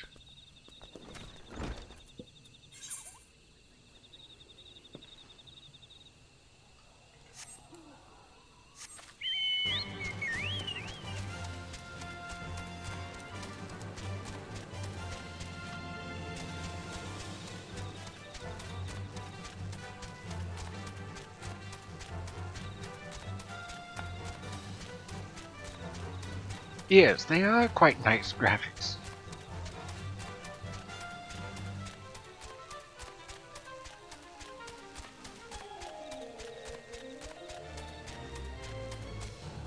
Oh, that's the sylphs. That's what they look like.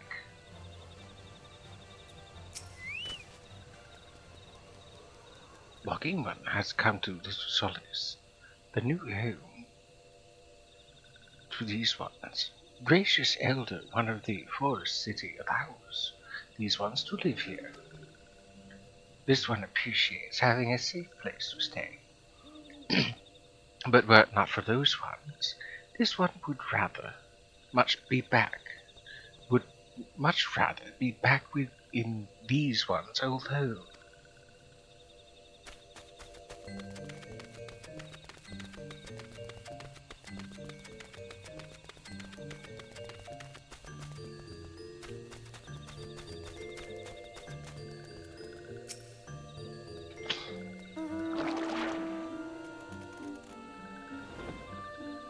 Walking One is not familiar to this one.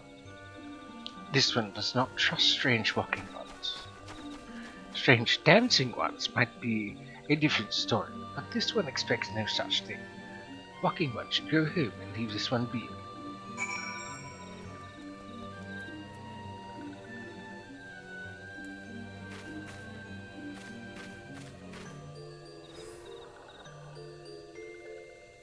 This Walking One is foolish one.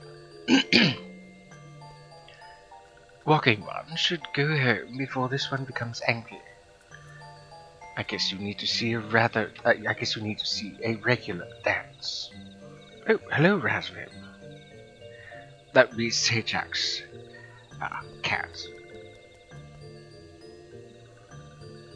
Let's see. Still, I will shame the design of the clouds must have sword. Like, that's not a sword, that's a pattern. It is a bit extreme, yes.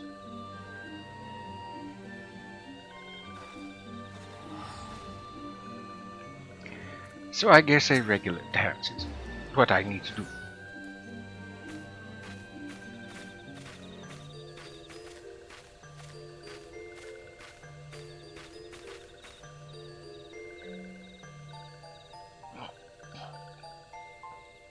This one would welcome Walking One, who moves like these ones. If Walking One would talk to this one will answer. This one is a busy one, so Walking One should speak with quick tongue. So it can't be the... You'd think it would allow for any kind of dancing. Walking One would bring gift to this one. Walking One is most kind.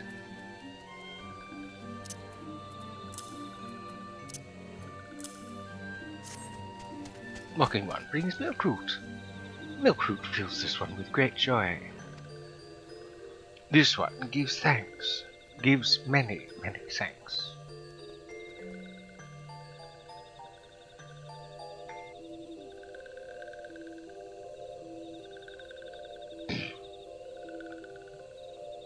Walking One carries message for Elder One. This one will deliver the message to Elder One. Walking One should not worry.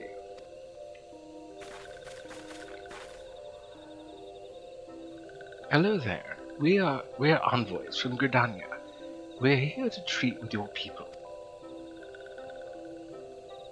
Aye, and we come to pay our respects to your elder, to learn from him more of your Lord Ram. Who are these ones? These Walking Ones come from Gridania? Walking One became Dancing One and brought milkroot, but Walking One tricks this one. This one does not like tricks. This one will speak no more. Elder One is busy. Walking One should go home. Go home, you say? But the seals of Little Solace have always welcomed Ghanaian envoys with open wings. The letter carried by Kaibio here is an oath of peace penned by the Elder Seatsia herself. Still, you would refuse us. This one's reasons are no business of Walking One's. Elder One has no words for Gridania. Walking One's waste everyone's time. Well, I never turned away at the gates. Whatever did we do to deserve such a rude welcome? Was Kaibio's jig insufficiently jiggly? I'm as baffled as you, but something tells me recent events have our erstwhile fluttery friends feeling uncommonly wary. It would seem we have no choice to ask around and see how we might earn their trust.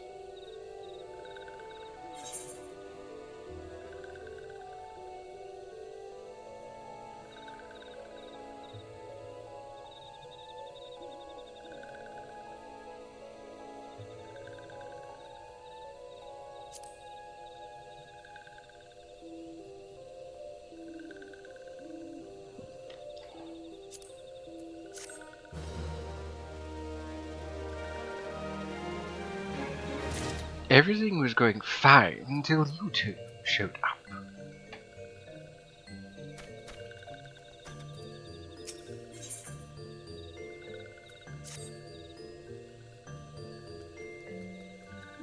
Say, Kaibio, are you in a mood for dancing? That's right, dancing. You went through all that trouble to learn the Cells' traditional greeting, but you've greeted them. Hardly any of them. Why, if I were a sylph, I'd be beside myself with delight to see an adventure expressing interest in my culture. Me? Of course I'd be happy to join. Oh, ow, ow, there go those bloody leg cracks at night acting up again. Where do I dance?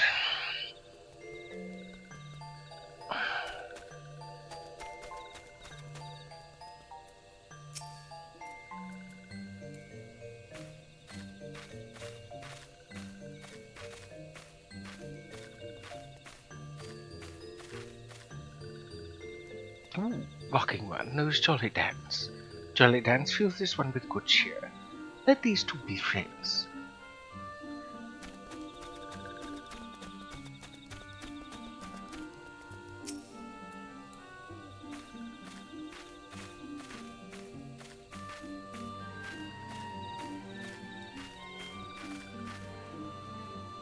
Walking one would be friend to these ones. This one is overjoyed, but this one keeps the ways of weaving a secret. Even if a walking one learned the secret, walking one could not weave in the same way.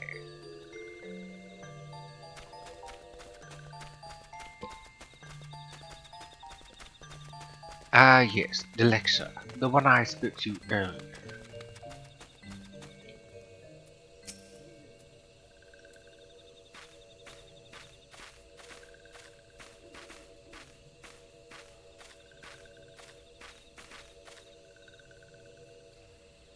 Ah, walking one is a friend to these ones. Very like gracious elder of Forest City. Knows how to dance into these ones' hearts.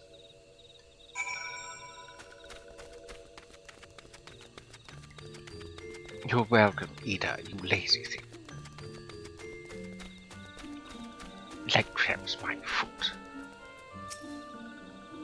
Kaibian, would you like to hear the good news or the better news? The good news is that your lovely dancing has brought smiles and high spirits to all the little souls. The better news, why, I've thoroughly recovered from those accursed leg cramps. Onward to our next adventure. Sure, leg cramps. Oh, I missed a bounce sweet in chat. My apologies.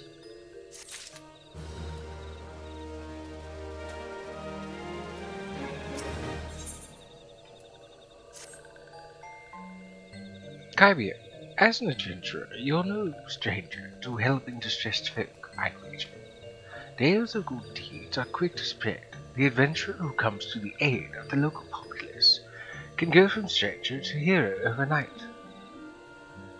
No doubt you see what I'm getting at. The sylphs who make their home in Los Solis do so having been driven from their woodland home. Surely they have their fair share of troubles. To seek out troubled sylphs and see what may be done to ease their worries. A sound plan, would you not say? That said, the sylphs are not known to share their worries with outsiders. You would be better off inquiring. Enjoy your lurk, Reed. I look forward to your return.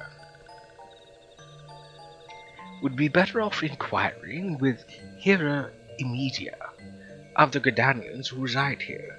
She is most likely to be privy to the sylph's troubles.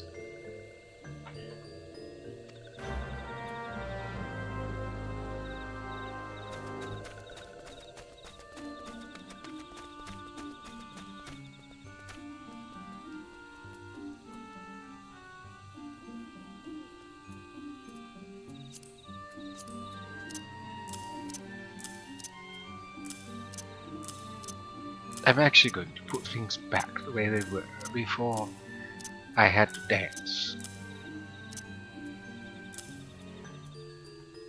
There. Praise be to the elementals. I cannot express how happy I am to see an adventurer with a truly gentle heart. The sylphs of Los Solis are sorely in need of aid. Pray, hear me out.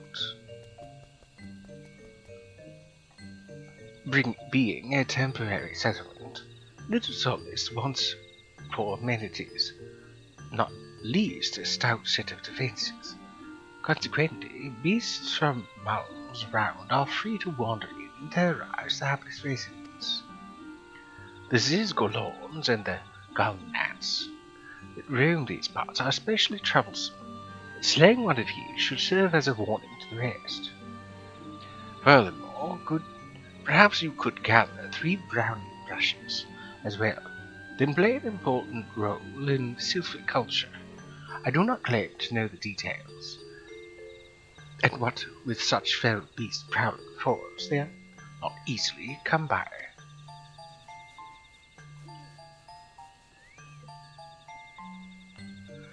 When you are done with the deeds, seek out Kamukso. He's slow to warm to outsiders, but your good intentions would not be lost on him. My own experience speaks on this.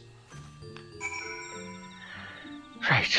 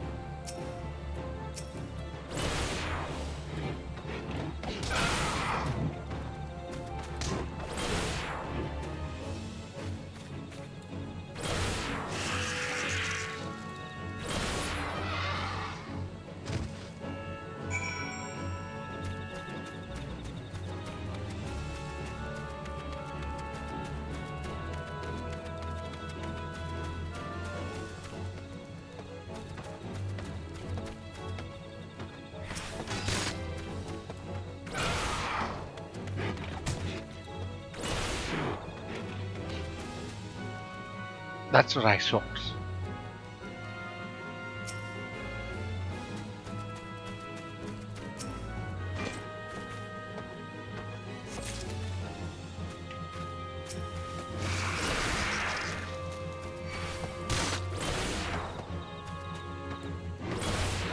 Apparently you weren't done learning your lesson.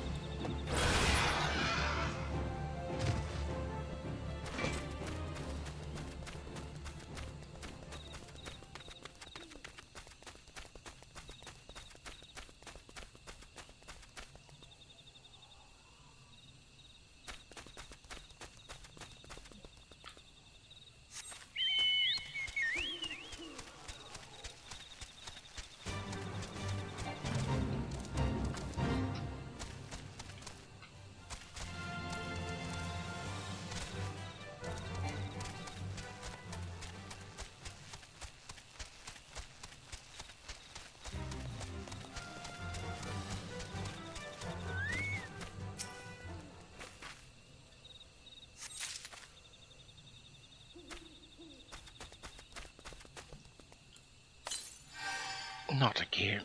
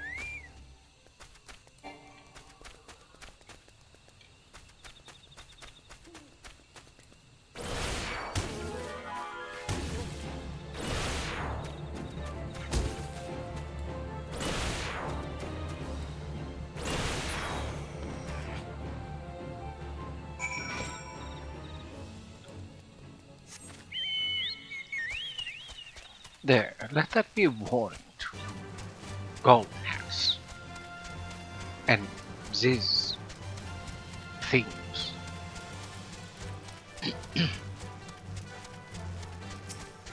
Ziz Golorn. Golin. That's what I meant.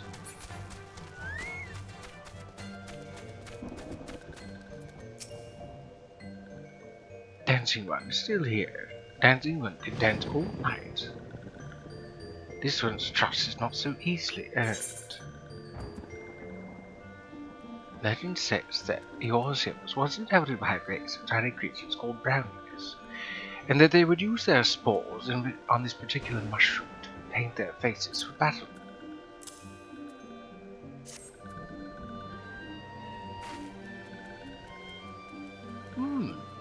Dancing One drinks brownie brushes for this one.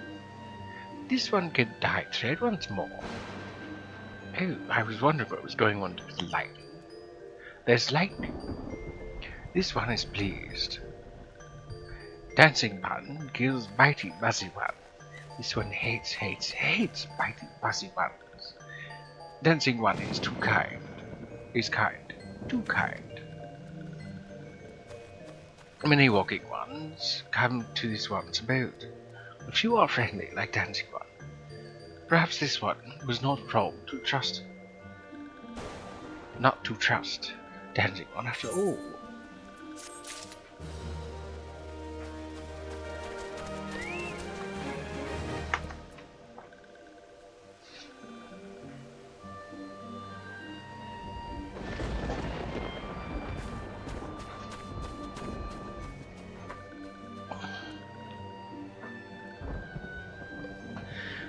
Excuse me one moment.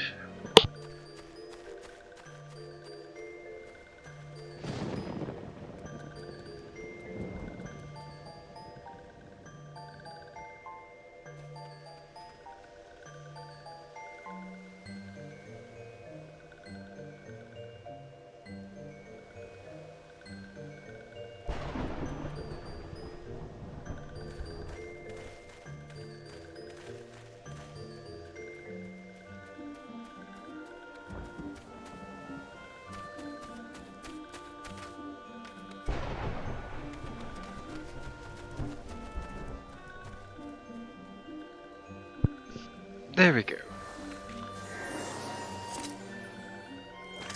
Just a small thing I had to take care of.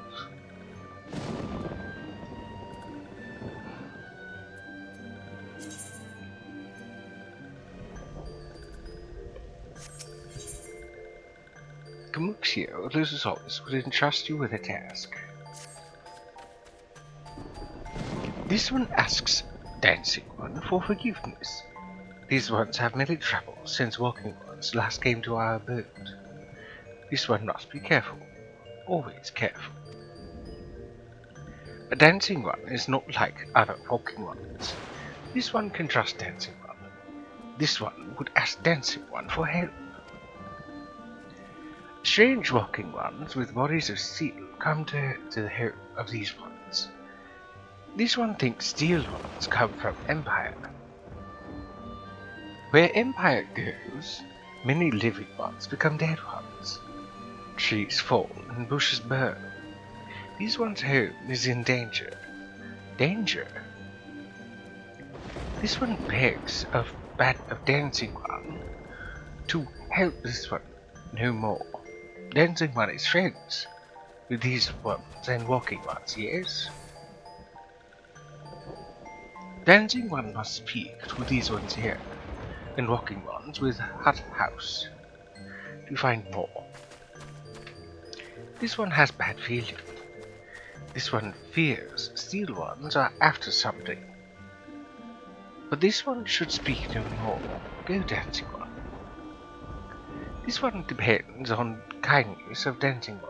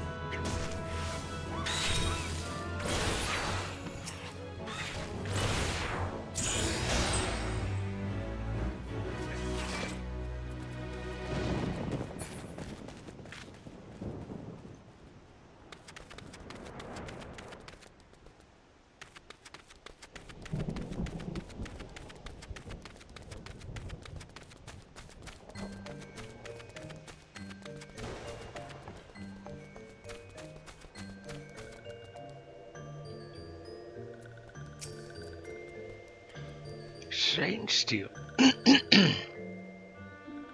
A wild scraggy has appeared. Hopefully I would notice it too late. Strange steel walking ones? Yes, this one has seen. Steel walking ones carry big boxes. Maybe walking ones hunt for shiny treasure. This one likes treasure.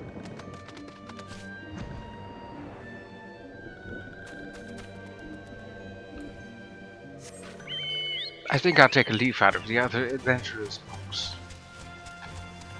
and use my mount to get around a bit faster.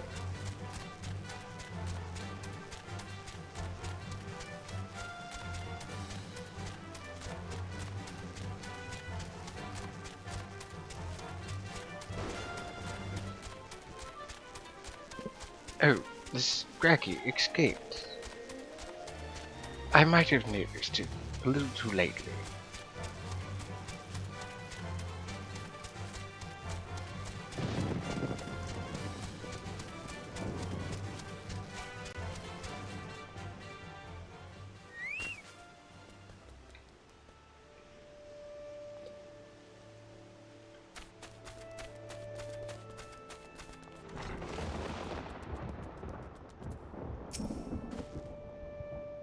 Fearsome types clad head to toe in steel, say. Imperial soldiers, no doubt. I couldn't tell you what they're plotting, but I'm sure it's nothing good.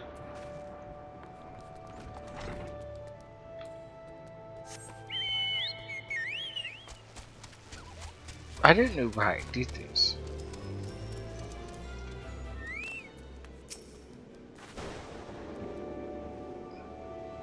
It's not like I had to go very far. Men clad in strange armor. Why, now that you mention it, I did see some suspicious types of late. They were gathered deep in the forest. I simply assumed they were adventurers. So the last one appears to be over this way.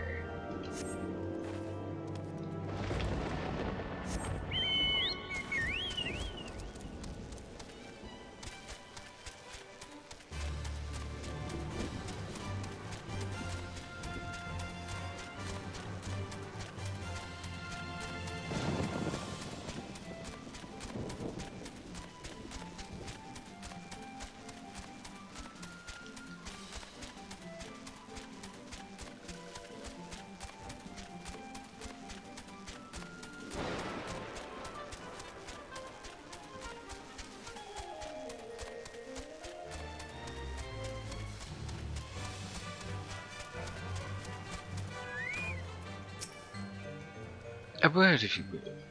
The lands beyond this point belong to the Sills.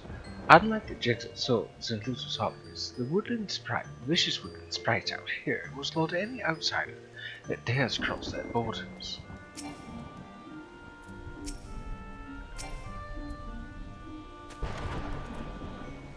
Oh, you are who I need to speak to.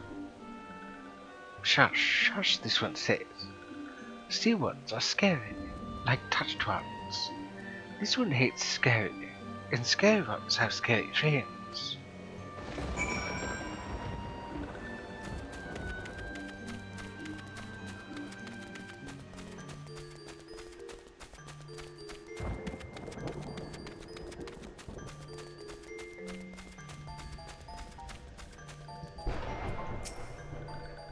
This one is happy to see Dancing One return. What did Dancing One learn? This one sees. Steel walking ones come from Empire, carry boxes and go walking deep through trees. As this one thought, steel walking ones are too nasty, no good things. This one knows forest well. Steel walking ones try to hide, but this one will find him. This one would borrow Dancing One's map. This one makes mark, right here. This is where steel ones hide, this one knows. Dancing One will go looking for steel ones, yes? Why yes, this dancing one will.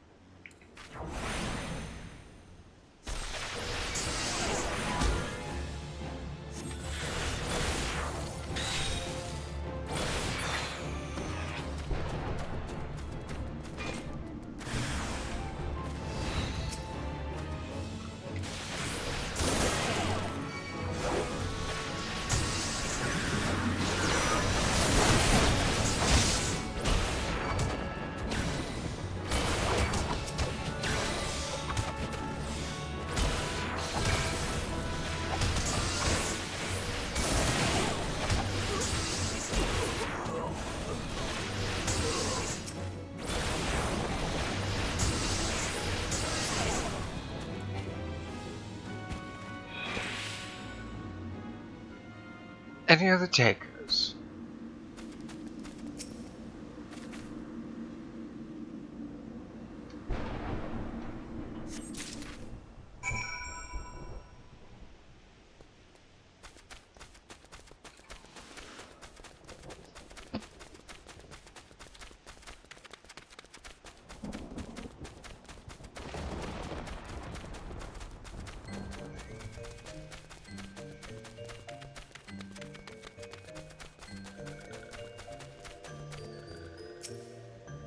Dancing one's back.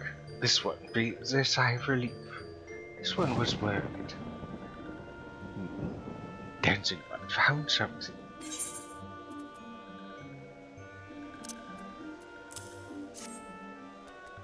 Dancing one found paper inside a box. This is a message from Empire. This one can read walking one's symbols. Message paper has names of food and rocks. Food and rocks were inside boxes, this one knows.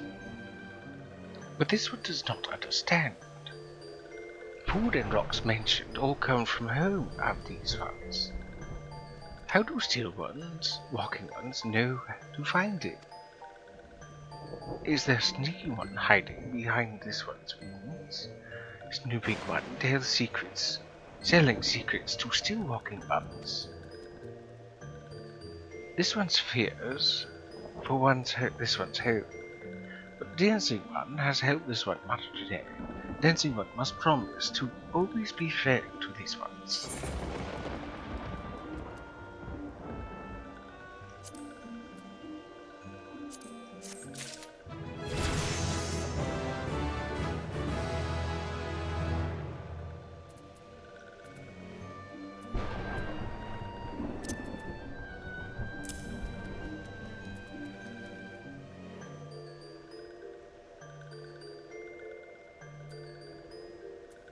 Oh, I see. This one's an AoE. This one isn't.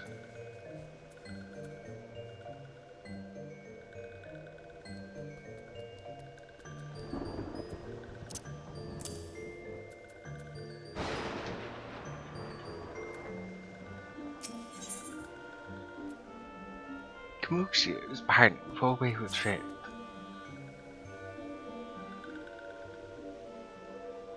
Elder ones arrive. Elder one arrives at good time. This one needs helpful one's help. One of these ones named Glaxio ventured outside the source alone. Alone is unsafe. Helpful one must find Glaxio. The fact that you don't refer to me as Dancing One anymore actually saddens me a little.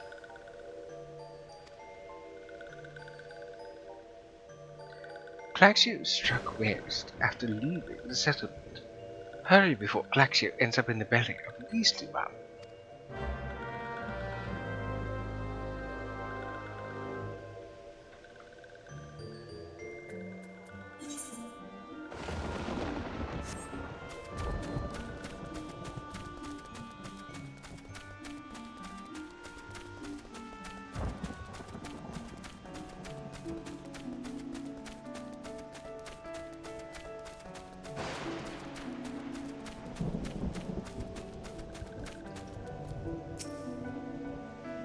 What? Walking One wants to give this one. Wants this one to return to Little Souls. Don't make this one laugh. This one is weary of living with those who are not these ones. This one wants to be alone. These ones rely on Walking Ones for everything. No better than those ones that summon the Primal One. Small wonder this one chose to leave. This one thought, this is a likely place to build a home, but then Meddling One arrives, forces this one to go deeper into the forest. Meddling One is forbidden from following this one. Away with Meddling One.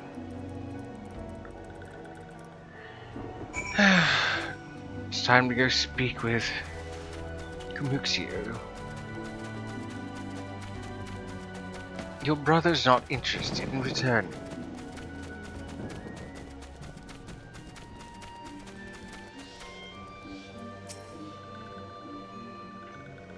Claxio refused to return to these ones, and went deeper into the forest. But this one saw touched ones lurking in the forest. Helpful One must hurry, and find Claxio. Helpful One should search for spools of thread on the forest floor. Those things will be helpful. Will lead Helpful One to Claxio. But hurry, before touched ones take Claxio away.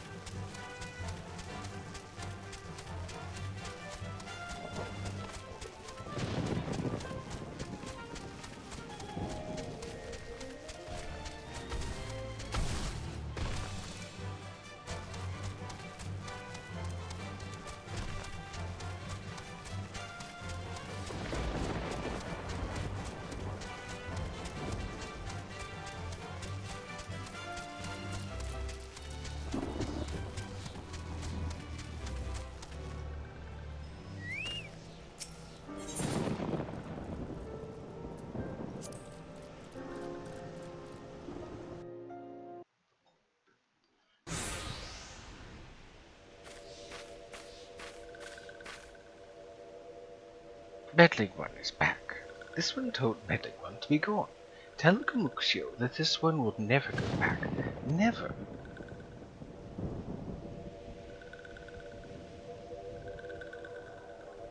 Touched ones. Touched ones should go away too. This one is good one. Everyone should just leave this one alone. Be on guard, Kaio. These souls have been tempered, brought under the thrall of the primal Ramu. Akin to the Amnausia tempered by Ifrit, these souls exist only to serve their deity. They will not answer to words, only steal. I take no pleasure in this, but it must be done. Oh, Ida's a pugilist.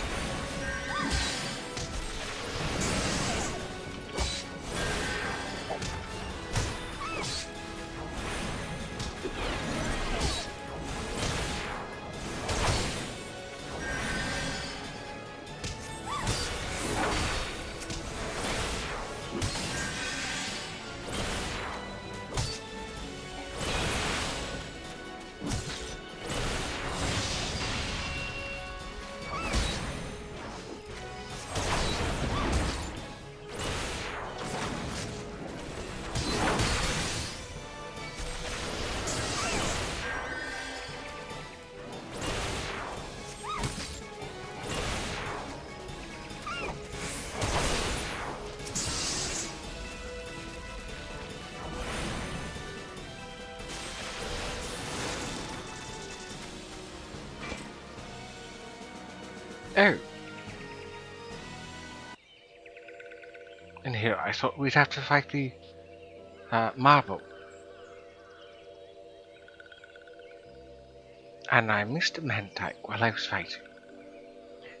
This one is safe. This one was so scared. Glaxio, this one has been worried. So very worried. Is Glaxio unharmed, still in possession of wits? Kimuxio and meddling one as well. Why are these two here? These two came to rescue Glaxio. That Glaxio is safe fills this one with joy. Kimuxio, forgive this one.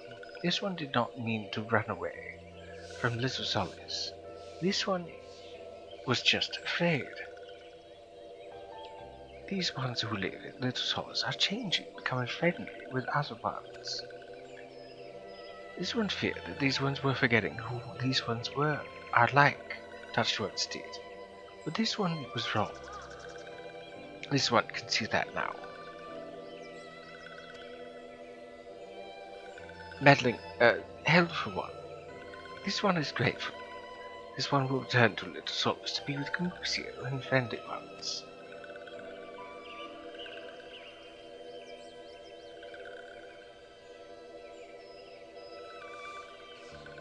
Well, that should see to that. But say we return to Little Solace as well. I, for one, could do with a nice hot bath.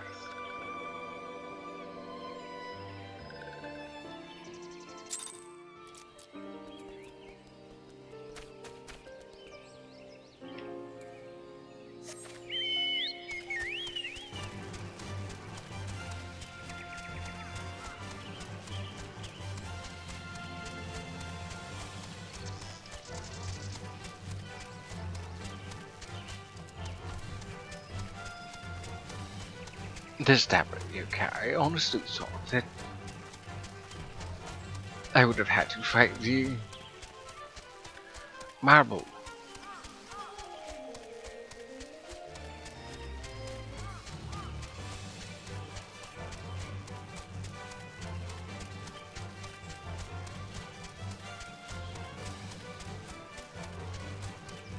It didn't seem all that difficult.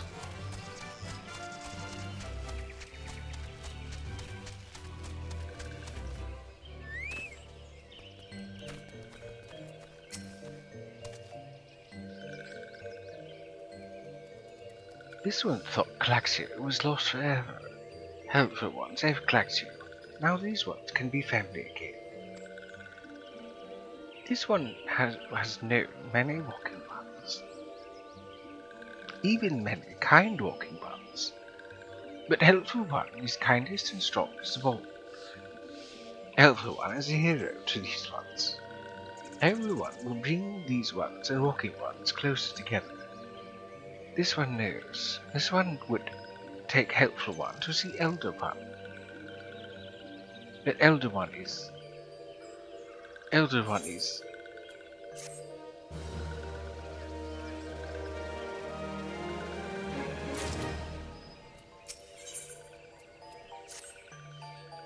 This one must ask kind one's forgiveness. This one made a promise to take one to see Elder One, yes? But this one cannot. This one cannot because Elder One is not here. Elder One is not anywhere. Elder One went into forest yesterday and has not come back. This one is worried. Elder One often goes into forest, but never for this long. Kind One will help find Elder One, yes? Near where Elder disappeared is home of a walking one named Buscarian. Buscarian may know what happened to Elder One. This one would talk to Buscarian, but walking ones do not trust these ones. Would Kind One talk to Buscarian for this one? And Kind One comes from Gridania, yes. In Gridania lived many Kind Ones, yes. This one begs Kind One, please go to Gridania and ask fellow Kind Ones for help. And please hurry. These ones are not safe until Elder One returns.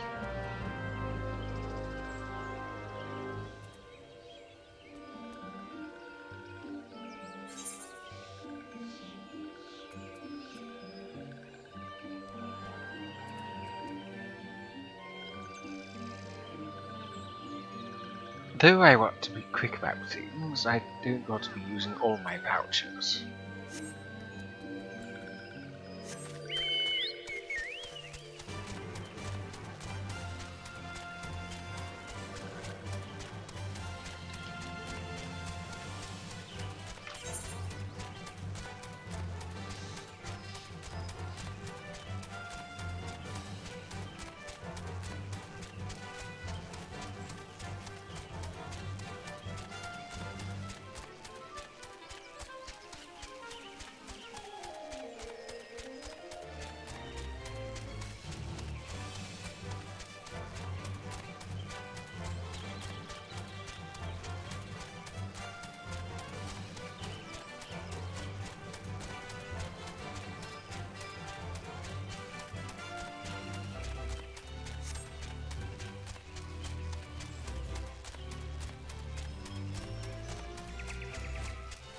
So much faster.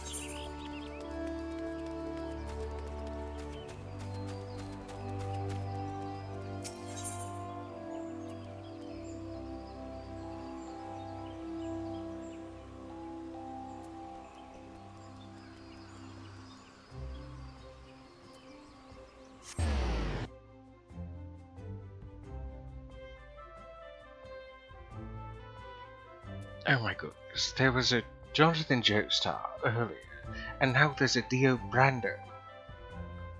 Oh my word. There's so many JoJo's here. I've heard good things about the anime, but I've not seen it. And I don't plan to. Everyone has their own taste in things, and I've seen what the anime entails, and I'm not all that interested.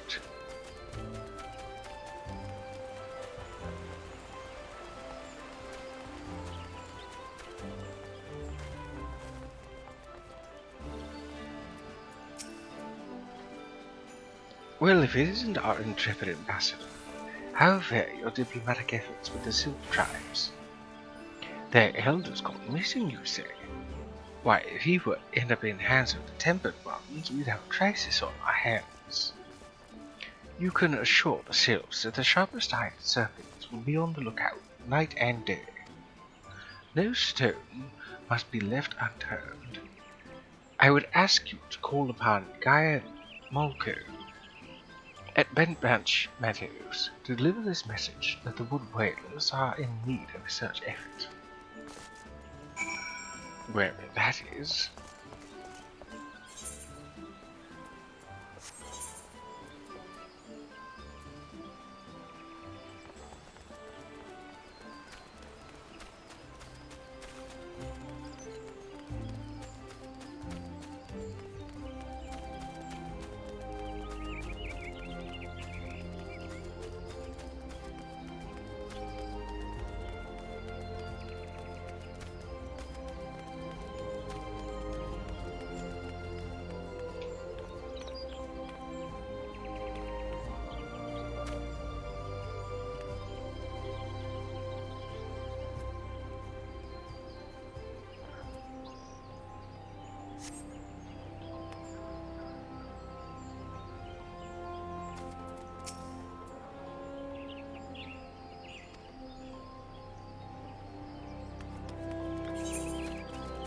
Annoying, considering I need to go there.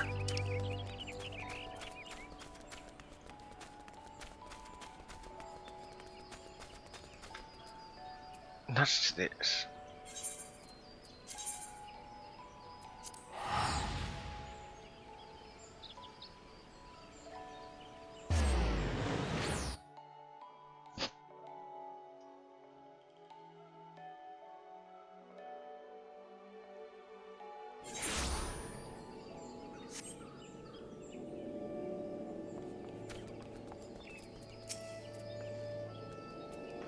A message from Commander Hulo. Hulo, eh?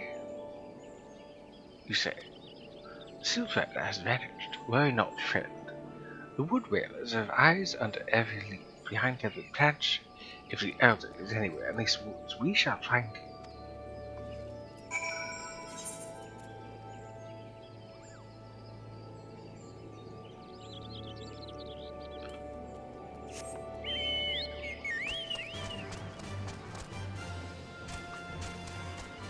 Oh dear.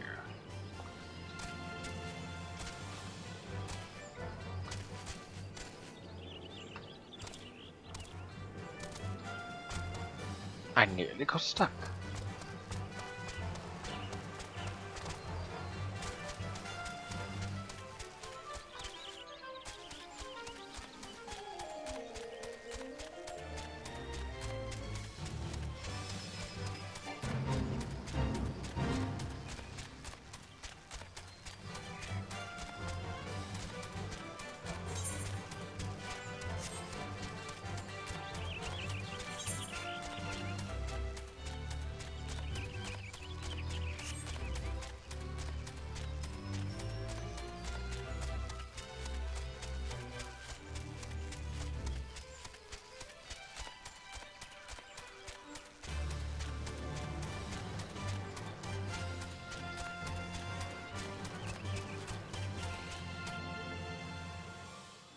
A Sherman has appeared in the chat. Now's your chance to get one.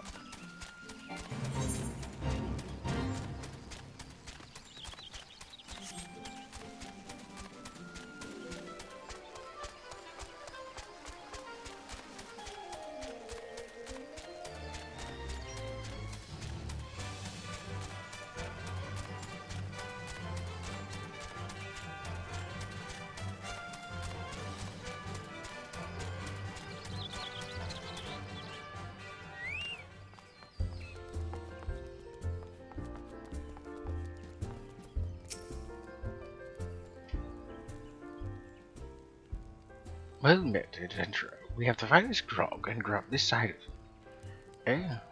Not here to fill your bellies in. Ah, a hunger for news, is it? Aye, there's been talk of a sylph lurking here in the house, but I couldn't rightly say if it be the elder you seek. And there goes the shell of it. Those woodland scamps all look alike. Short of painting one red and another blue, most folk would struggle to tell two of them apart. If you've the time, mayhap you could stay a while and see what the gods have in store. You never know, you might stumble across this sylph elder yourself.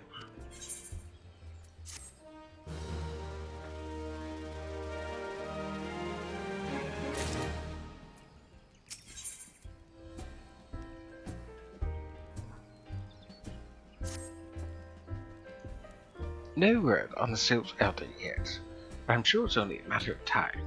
In the meantime, how about doing a favor for old Mascarian in return? Right then, let's put you to work. There's a customer outside who's spoiling for a fight. I need you to cool him off for me. No need to go cracking any skulls, sir. Just take this cup of cold water and douse the drunkard. Tends to do the trick. My patron can smoke grog all night and growls loud enough to wake the dead if they wish. But as soon as it turns violent, I've got to put my foot down.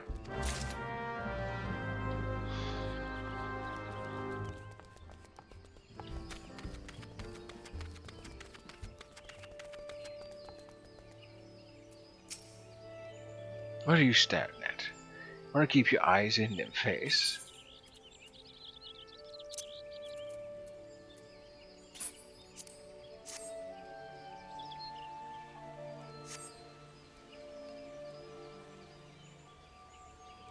Ah, Not for his teeth.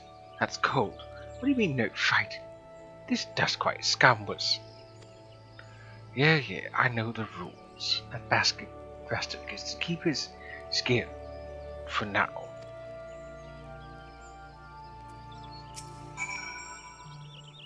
Thanks for stepping in there, friend. Not that I couldn't handle myself against a bleeding milksop like that bloke.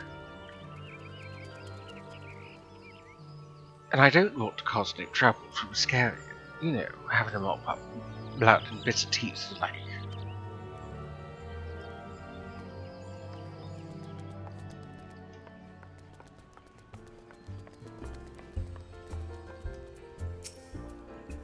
Nicely done, Kyvio. I'll not have my patrons picking fights with each other over a bit of petty prejudice. Guess you didn't see it. The bloke who caught the brunt of that outburst is a Duskwhite Elsie. They are people who shun cities to live in wilds, making them no better than brigands in the eyes of many. To be fair, Duskwhites can be an unruly lot, but they ain't so bad once you get to know them.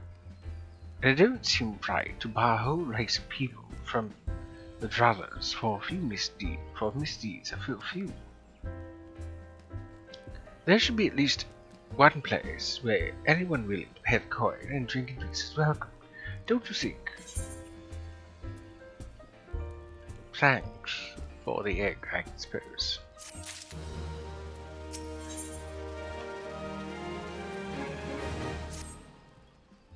I appreciate all the good you've done for our patrons. If you aren't disinclined, I have a favor of my own to ask you. There's a Kikrit friend of mine, you see. Name of Tiru. A good lad. It was right after the calamity that I came across him fallen in shroud. He nearly died in all the havoc, so I took him in and nursed him back to health the best I could. He worked here at my druthers for a spell after that. Got to talking about striking out on his own. He did. And not long after his cast his lot with a merchant bound for Lenasia.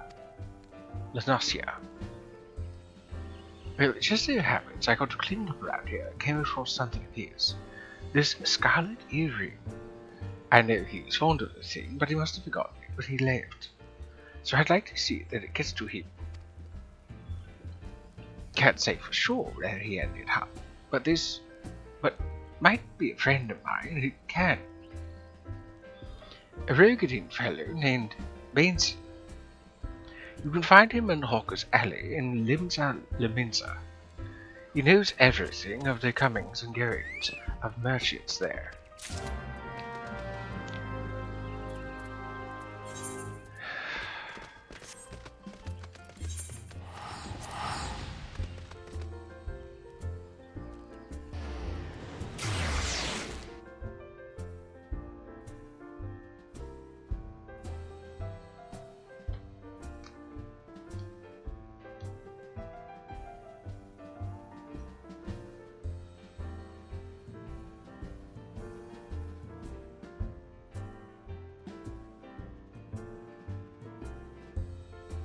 Such a pig.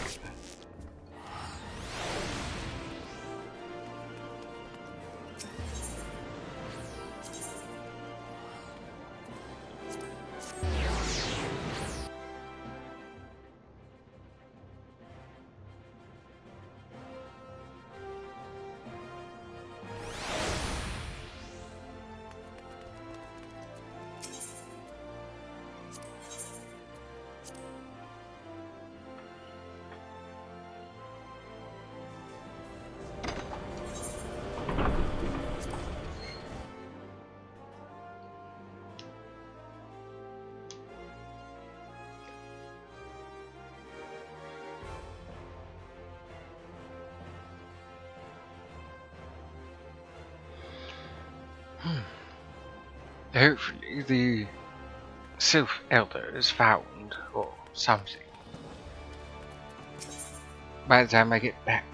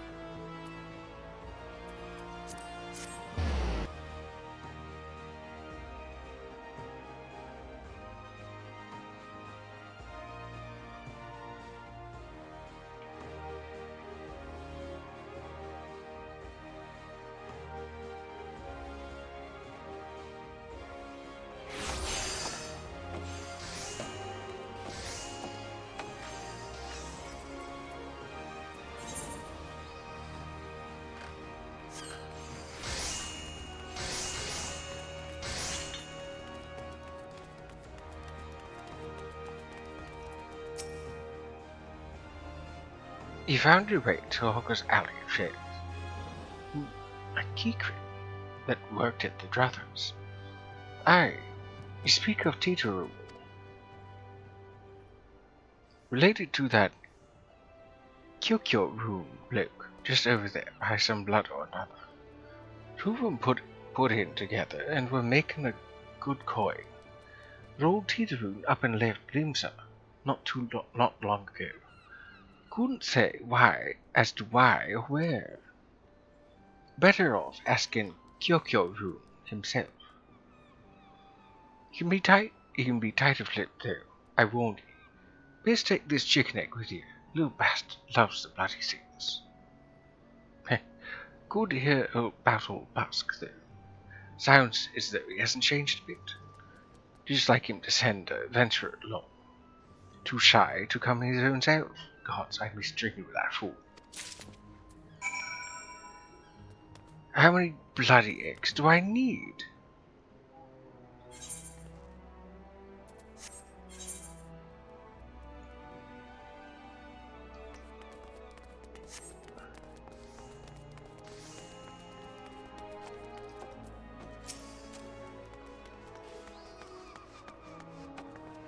Customer, be welcome, not customer. Not come with custom. Kyokyo room. Busy with business. Too busy for pleasure.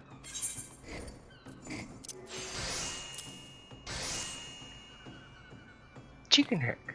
Kyokyo room. Love chicken egg. Love chicken egg more than love customer. Looking for Teeteroo. Teeteroo no here no more. Teeteroo leave Limsa. Teeteroo go look for sparklies. Now working a trading post. Good trading post. Forget where trading post is. Weinberg no Teeteroo. Weinberg no trading post. Weinberg at Fairy Docks. You go to Fairy Docks. Kyokyo room, forget things. Weinberg, remember things. You talk to Weinberg, not Kyokyo room. Well then, the goose chase.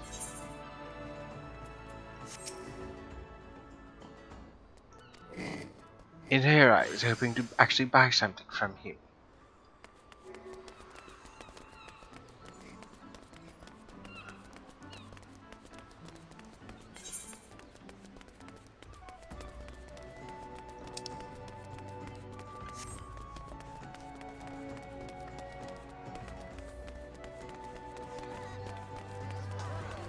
My word, there's so many people here today.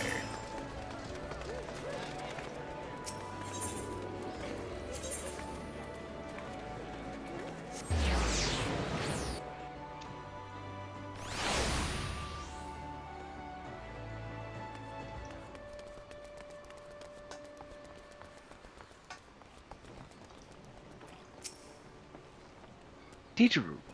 I have seen him, that is to say, I saw him. He was headed somewhere up north. By way of the ferry to Airport. Might as well head there and see what you can suss out. Skipper here can take you there. When you arrive, I'd start asking for outfits. He's an old hand who knows a great deal about a great many things.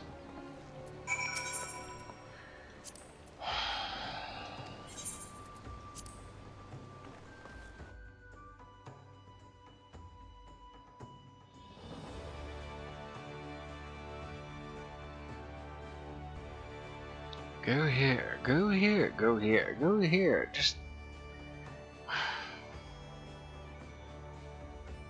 This is almost as annoying as an escort quest.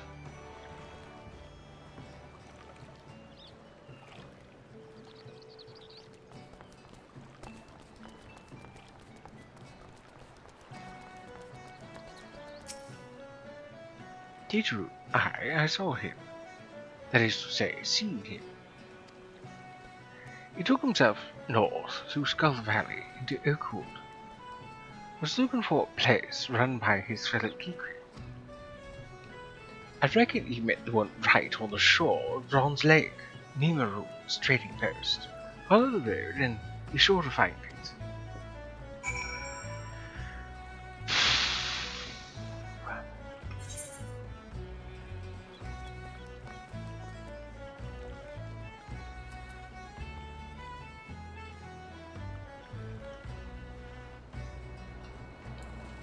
Not again.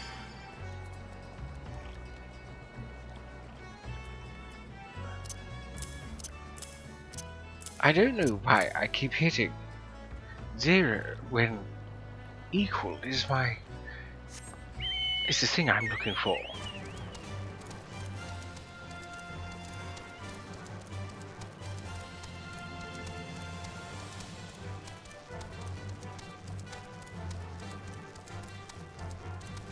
It's fine by me, though. I've been meaning to attune to even more crystals, to more Ethernet.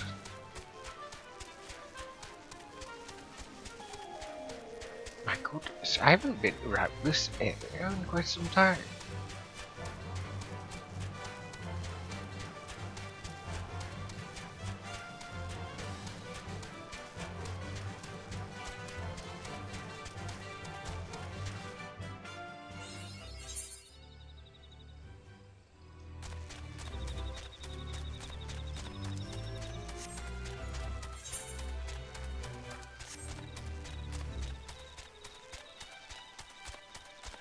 Thankfully, it looks like I won't have to go very far.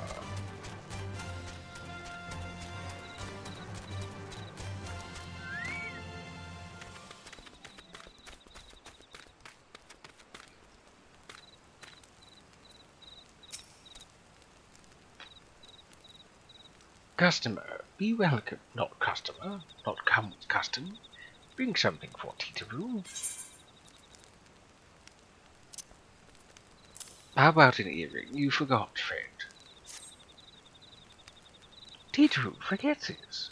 Forget it doesn't. Teeteroo swore he'd never forget earring, but never forgot. Teeteroo sank, Teeteroo sank. Good Buscaroon, doing good. Good Buscaroon, good to Teeteroo. Teeteroo missed good Buscaroon.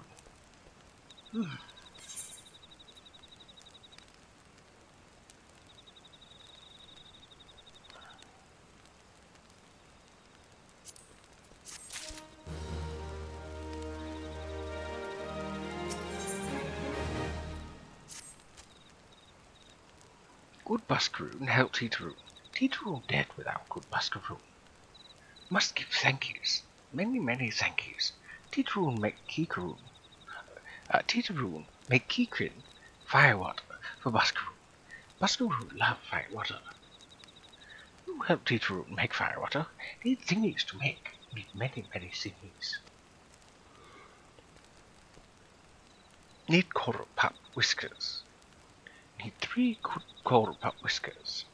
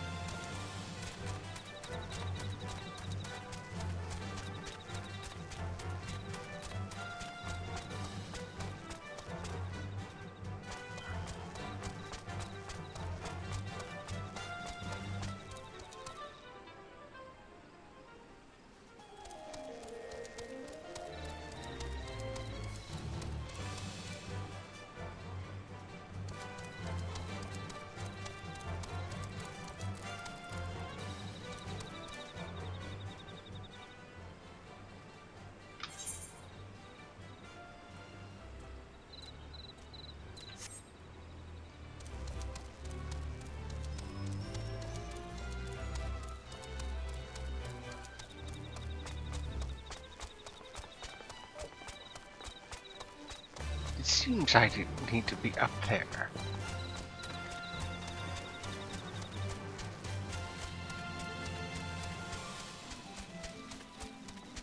How on earth do I get where I need to go?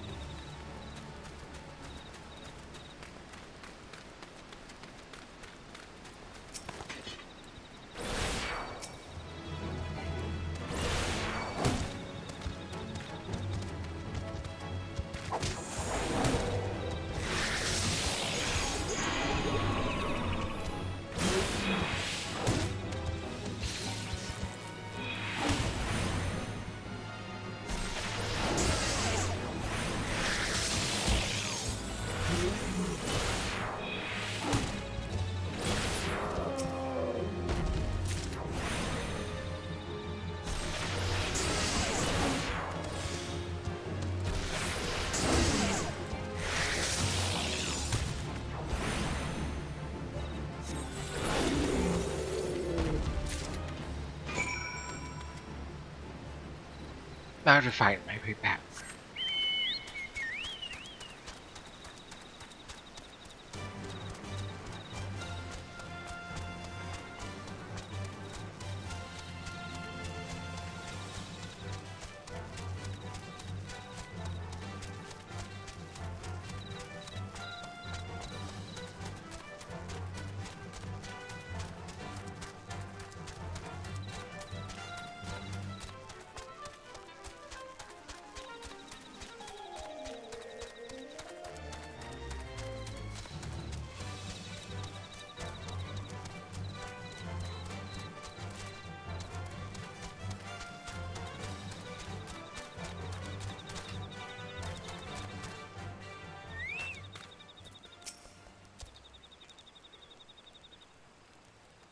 Teacher make firewater for Booskaboo.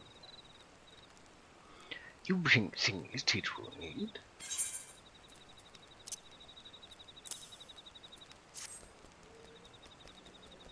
You brought all things. Teacher make firewater now. Make good firewater for good Booskaboo. Teacher start making firewater now. Good firewater take time. More time, more good. You come back later.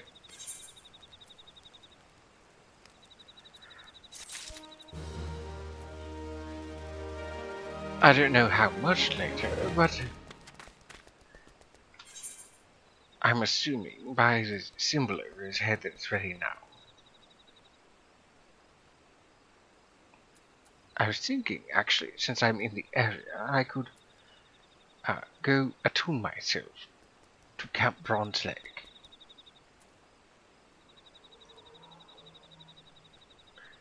I think in order to do that, though, I'd need to go to Outer Lanosia.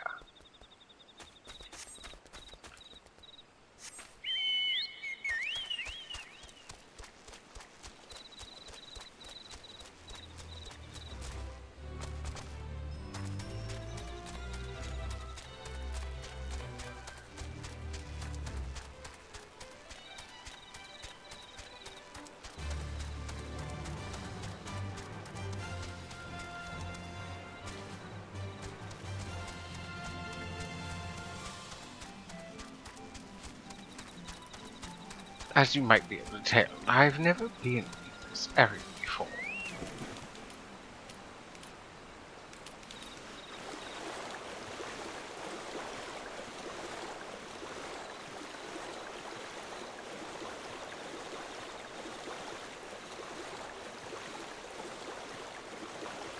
Something tells me it's above.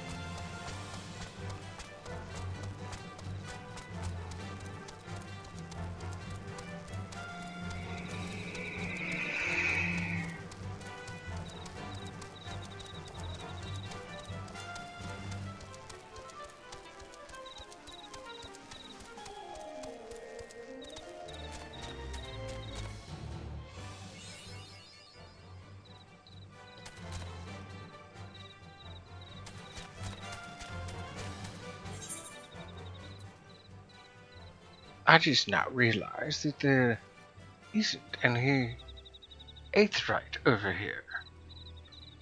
Also, I could have taken a ferry across the way. Well, I do need to check out some more areas.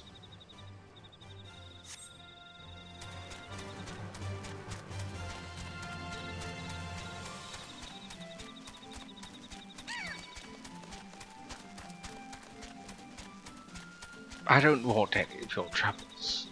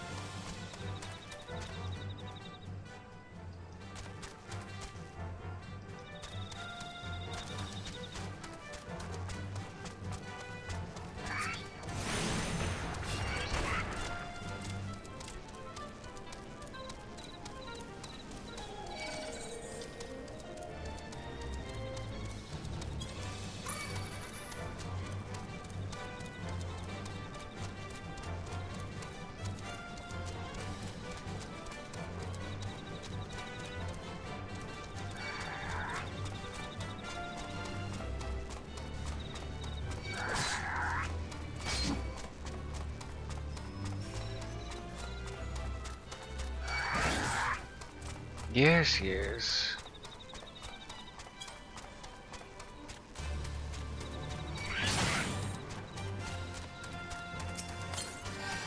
That I meant to do.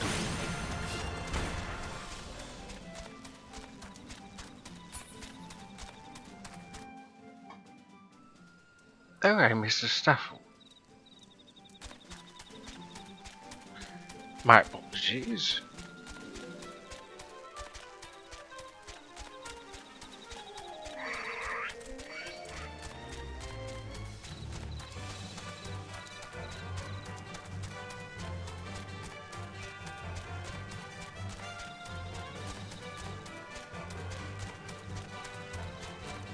I've attuned to just about every aetheryte there is available.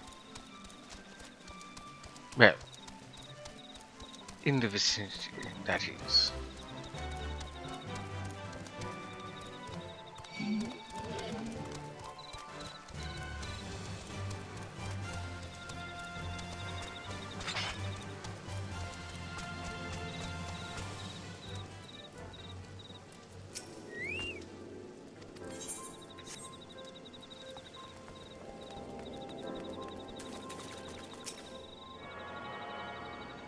I've even gone as far as Ishgard to attune to aetheryte in that area. Though I've not actually gone into Ishgard, I've went to the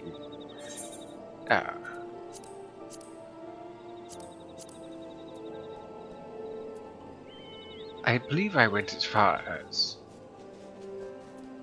maybe not.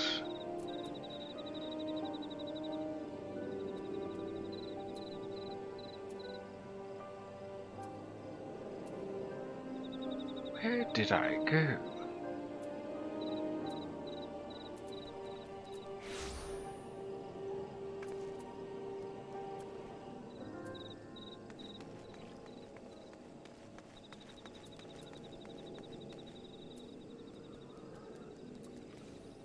Ah yes, here we go. I've gone as far as the Cursus Central Highlands. Yes, there we go. Camp Dragonhead. I unfortunately can't go any further because well, I can't.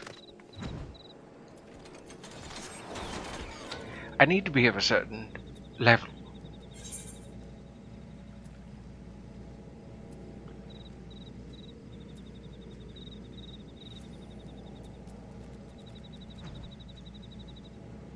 Well,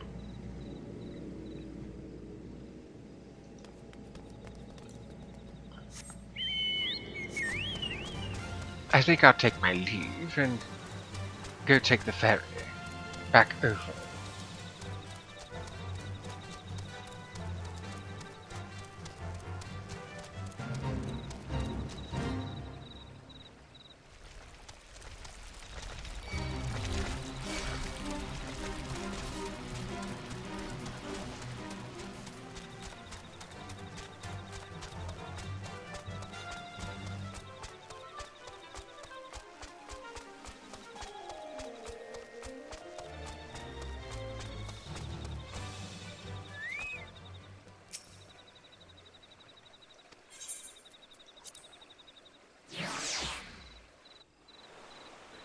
Oh, and I'm Mr. Ducklet.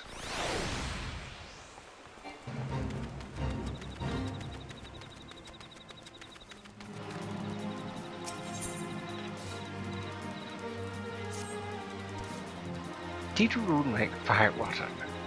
Good, good firewater. You take the muskroom. Good firewater for good muskroom. Tell muskroom no drink now. Put away 1 year. 1 year make best flavor. Titaroon hopes muskroom happy. Titaroon gives muskroom thank yous. Many, many thank yous. Tell muskroom. Titaroon make big shop someday. Biggest shop in Eorzea. Make many, many sparklies. All thanks to muskroom.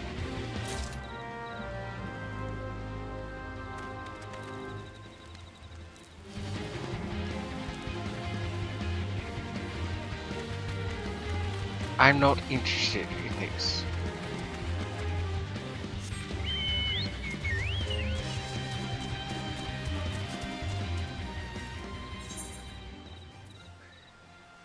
And back to here.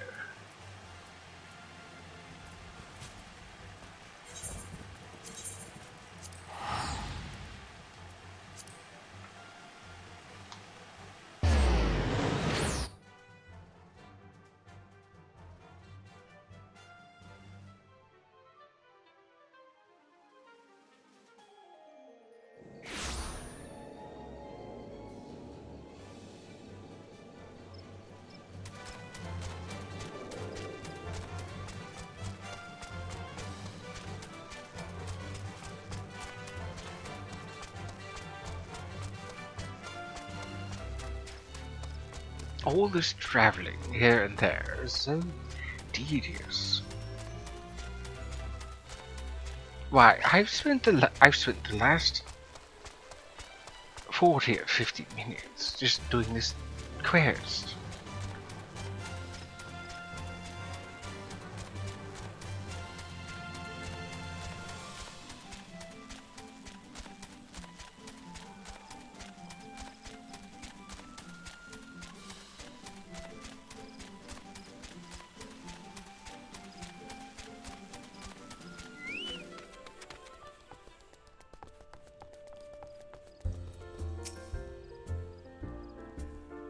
Ah, you've returned.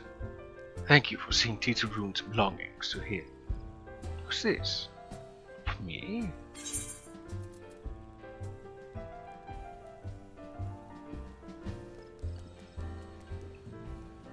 Kikrin Firewater. A foul brew that is made by tossing various items found in the wild, both live and dead, into a barrel of water and letting the concoction ferment for selenite under the warm sun. I'm not interested in joining your free company. Sorry, Rizu. Kikrin Firewater. He remembers my fondness for the drink, does he?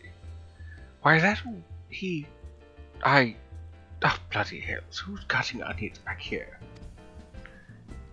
He says he'll shelve it for a year, does he? Aye, that sounds about right. I hate to have to wait, but I reckon it'll be worth it. But this stuff has an aroma and body unlike any other drink I know. It's going to be a long year.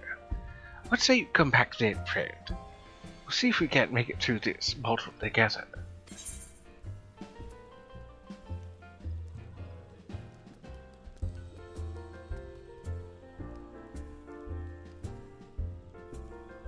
$23.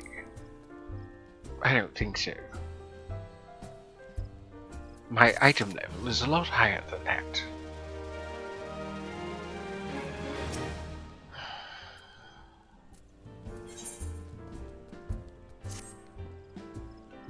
There was word while you were away. Sylphs were seen in the wood, but near no lands of their own. No, this was a place near to here. A place we've never known the sylphs to come. Something must have given them cause to venture this far. More than like, the missing sylphs elder amongst them. Here, I've marked this tract where they were sighted on your map. Go see if there's anything to be seen.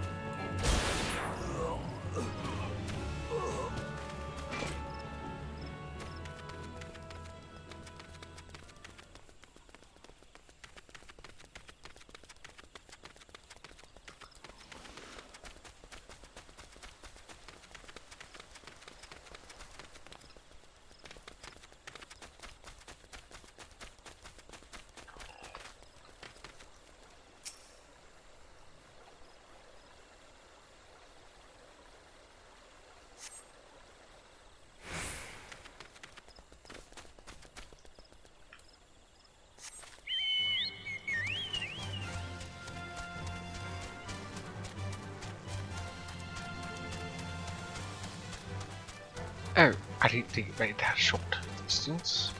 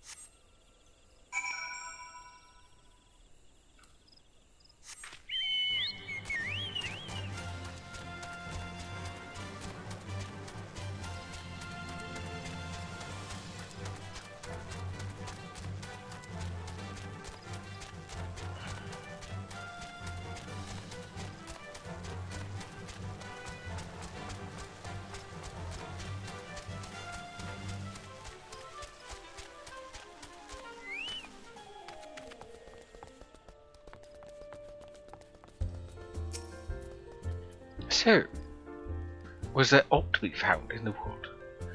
What did you come to? Guardians? In this part of the Dwell's Wood? First Seals and now Guardians. And all in the same place. It cannot be a mere coincidence. Might the Guardians be following the Seals? Tracking them or giving chase, mayhap? But no, not this far into the forest. The Whaler spires are everywhere. The Imperials could never have stolen past them all. How the bloody hells could they? Unless someone guided them through.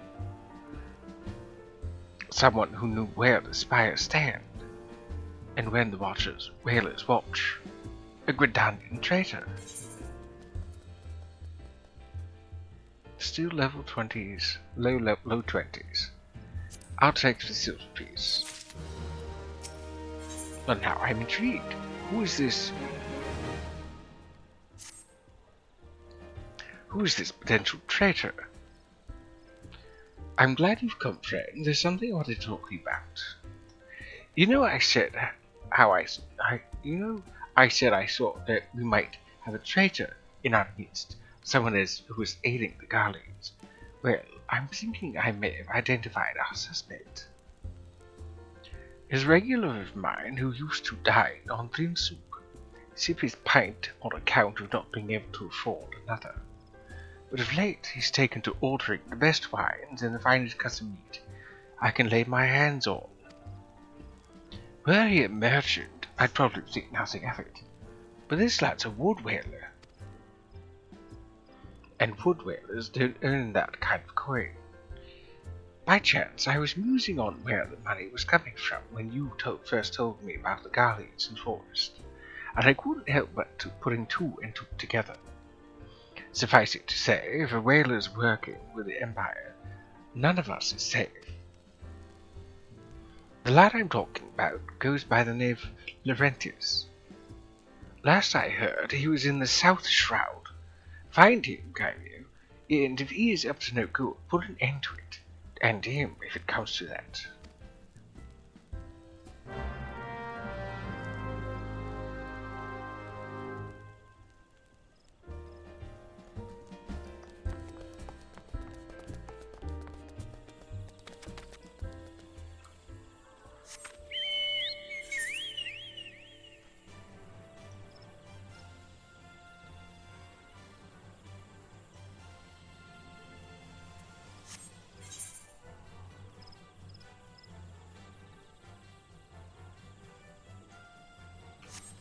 Oh,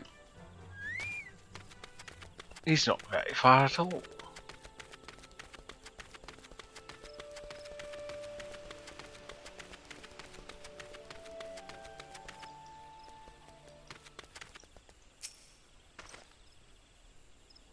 An adventurer, eh? Well met. Hang up your cloak and wet your whistle. We'll keep watch for any beasties.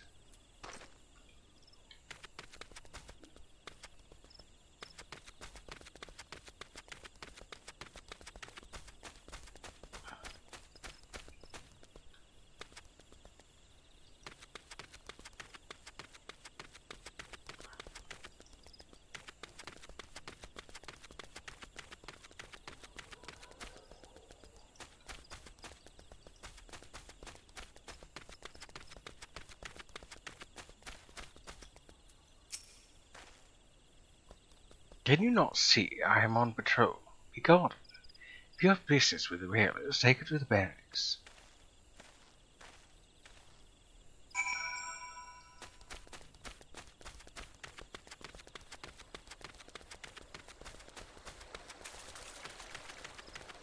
I have business with you, Levantius. Not long now. To think patrol routes and fashions would fetch such a price. No more than I deserve, though. 'Tis little wonder the Empire has risen to such heights. If only the whalers paid men their worth. What did you... How long have you... Help! Help! Please, come quick, my friends. His Isle Laurentius, I am under attack.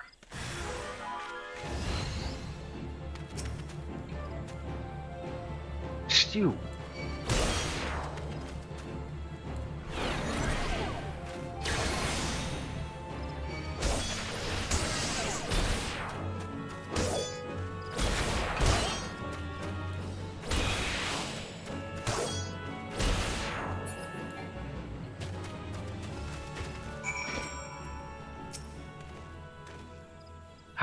How did you just...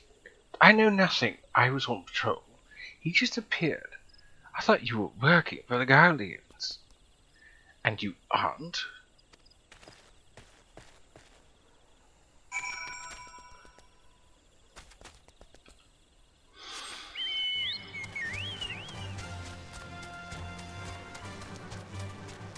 I'm tired of all these people just running about.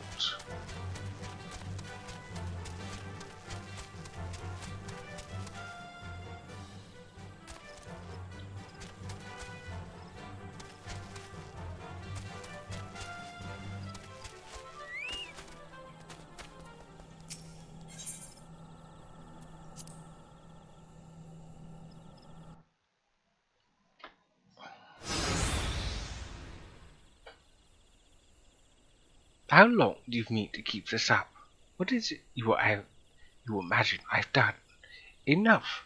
Enough, I say.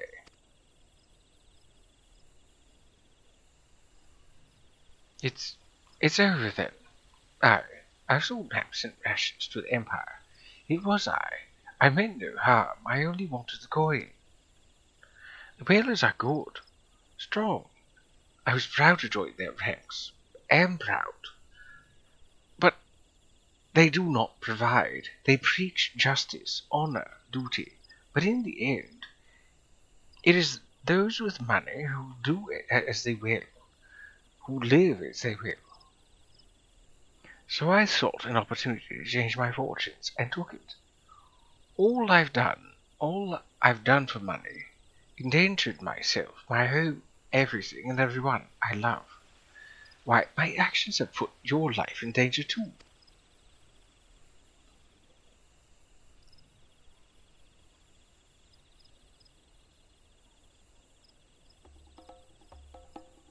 Though you do not realize how much. Bloody it is. Did you imagine that you had cornered me? It is not I who is cornered. Guardians, I brought the lot of that bastard. Just 3 of you. Maybe 4. Permit me a question, if you will. Are all adventurers as deluded as to believe they can challenge the power of Garlemald? You would need a veritable mountain guild to fund such an endeavor. Such is the cost of fighting great power, or of making it, or of remaking it, as we will with Vidania.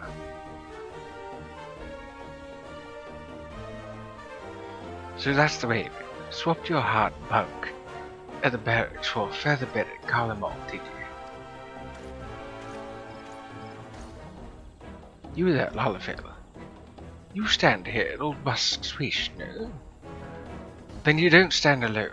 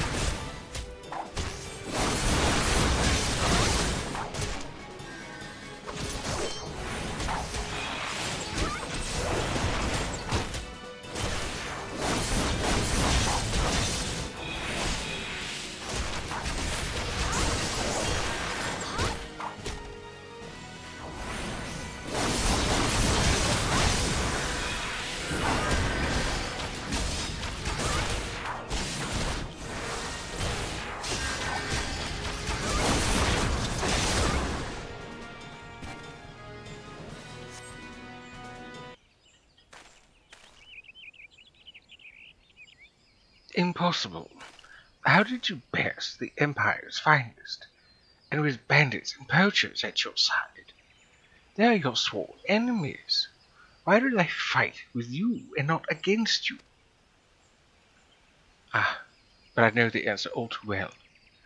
Buscarian, this is all his doing. His words have wont to inspire men to act. Better men than I. Gods, what have I become? What have I done? I am sorry. No more will I pursue this folly. No more lies. No more bribes. I will go to the Order of the Twin Arrow and confess my crimes. There's something I would like to tell Buscarian. Tell him Laurentius, the fool, says thank you. I feel as though a veil has been lifted from before my eyes. Idiot.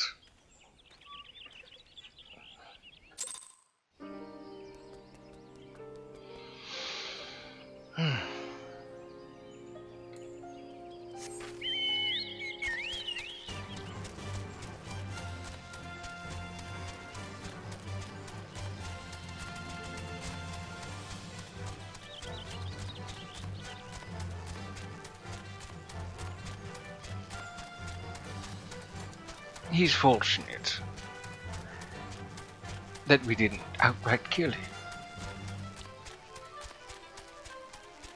So I'll be turning in this quest, and then calling stream here because it has been 4 hours, and this dapper cat needs some rest.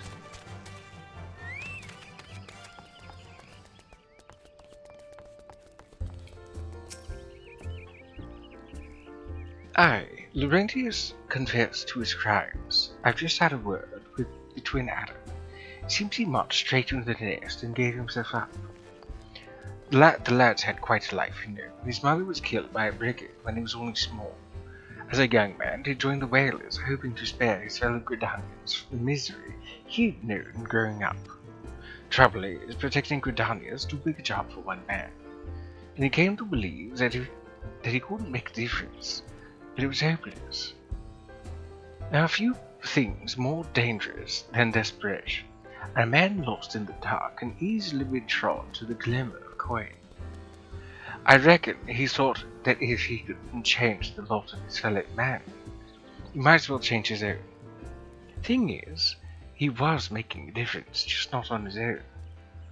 Somehow, he failed to grasp one simple truth, that those things we cannot do alone, we must do together. Eh? He asked you to thank me, did he? Then there's good in him yet. I just hope them at the adder's nest are able to see it. What he's done ain't easy to forgive. But I'd like to think he'd be afforded a chance to make amends. But let us leave phase 212. I have other news for you, Kyrian. The Sylph Elder has been found. Hopefully been found alive. Otherwise, as you said, Buscarian, well, that would be quite bad.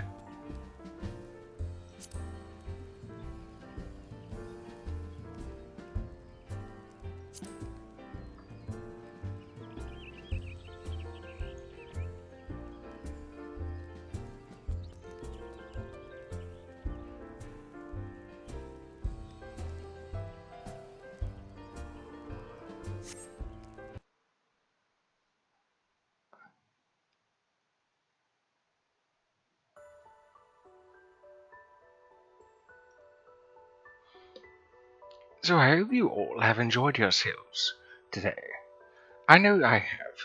Playing Final Fantasy XIV isn't usually my forte, because I do prefer other games, like sandboxes, like Terraria, and other games that are far more customizable with the landscape. But I'm not one to scoff at MMOs. I do like Final Fantasy as a series, so there is that love for it.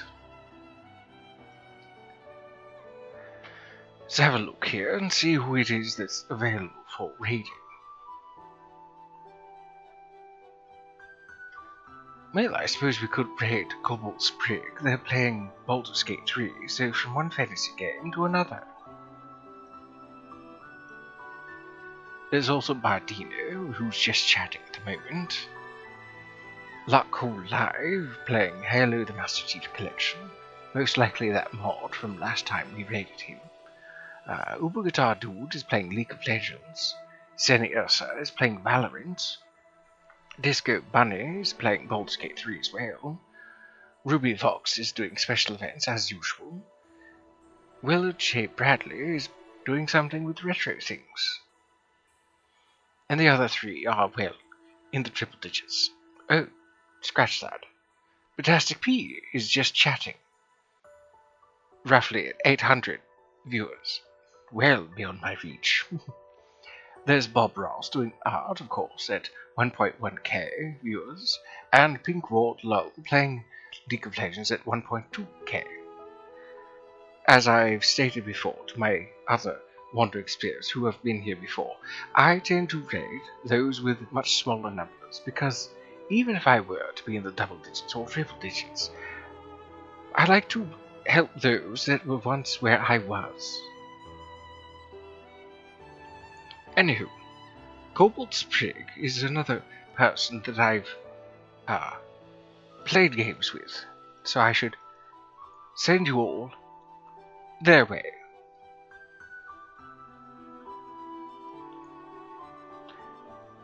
Also, there's a bidshot available in the chat if anybody would like to catch it before I raid out.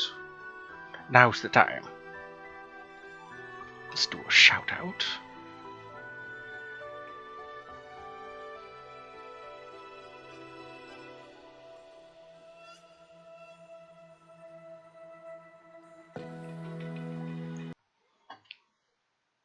Music, where'd you go? There we go. So I do hope you all enjoy me on Tuesday for when I go to play not League of Legends, Terraria once more. We'll be playing some more Shadows of Abaddon in Expert. Hopefully I can get some other NPCs to move in and use some of my coin to buy that one little token. Though I like Expert, I like being able to change my difficulty at will. Hopefully that token exists in the 1.35 version. Anywho,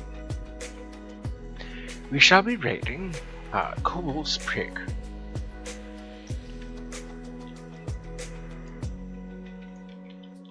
Not quite yet.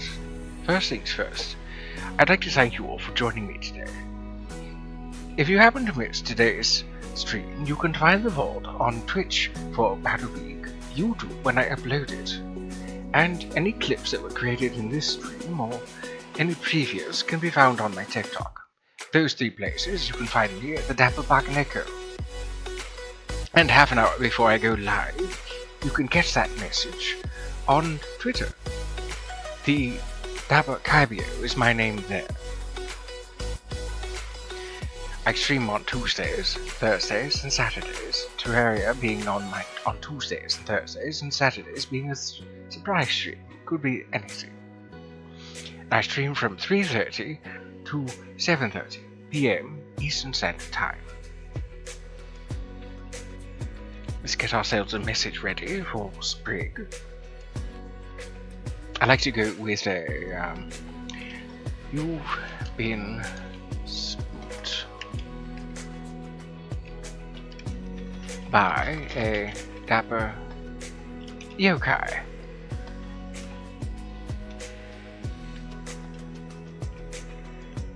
So we can copy this message down and put that in the wonderful little Kobold's chat.